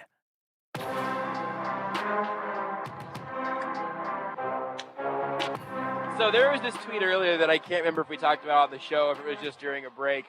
And the tweet was from E.M. Hudson on Twitter, and it just says, dudes can literally just sit around and name old sports players and just have the best time.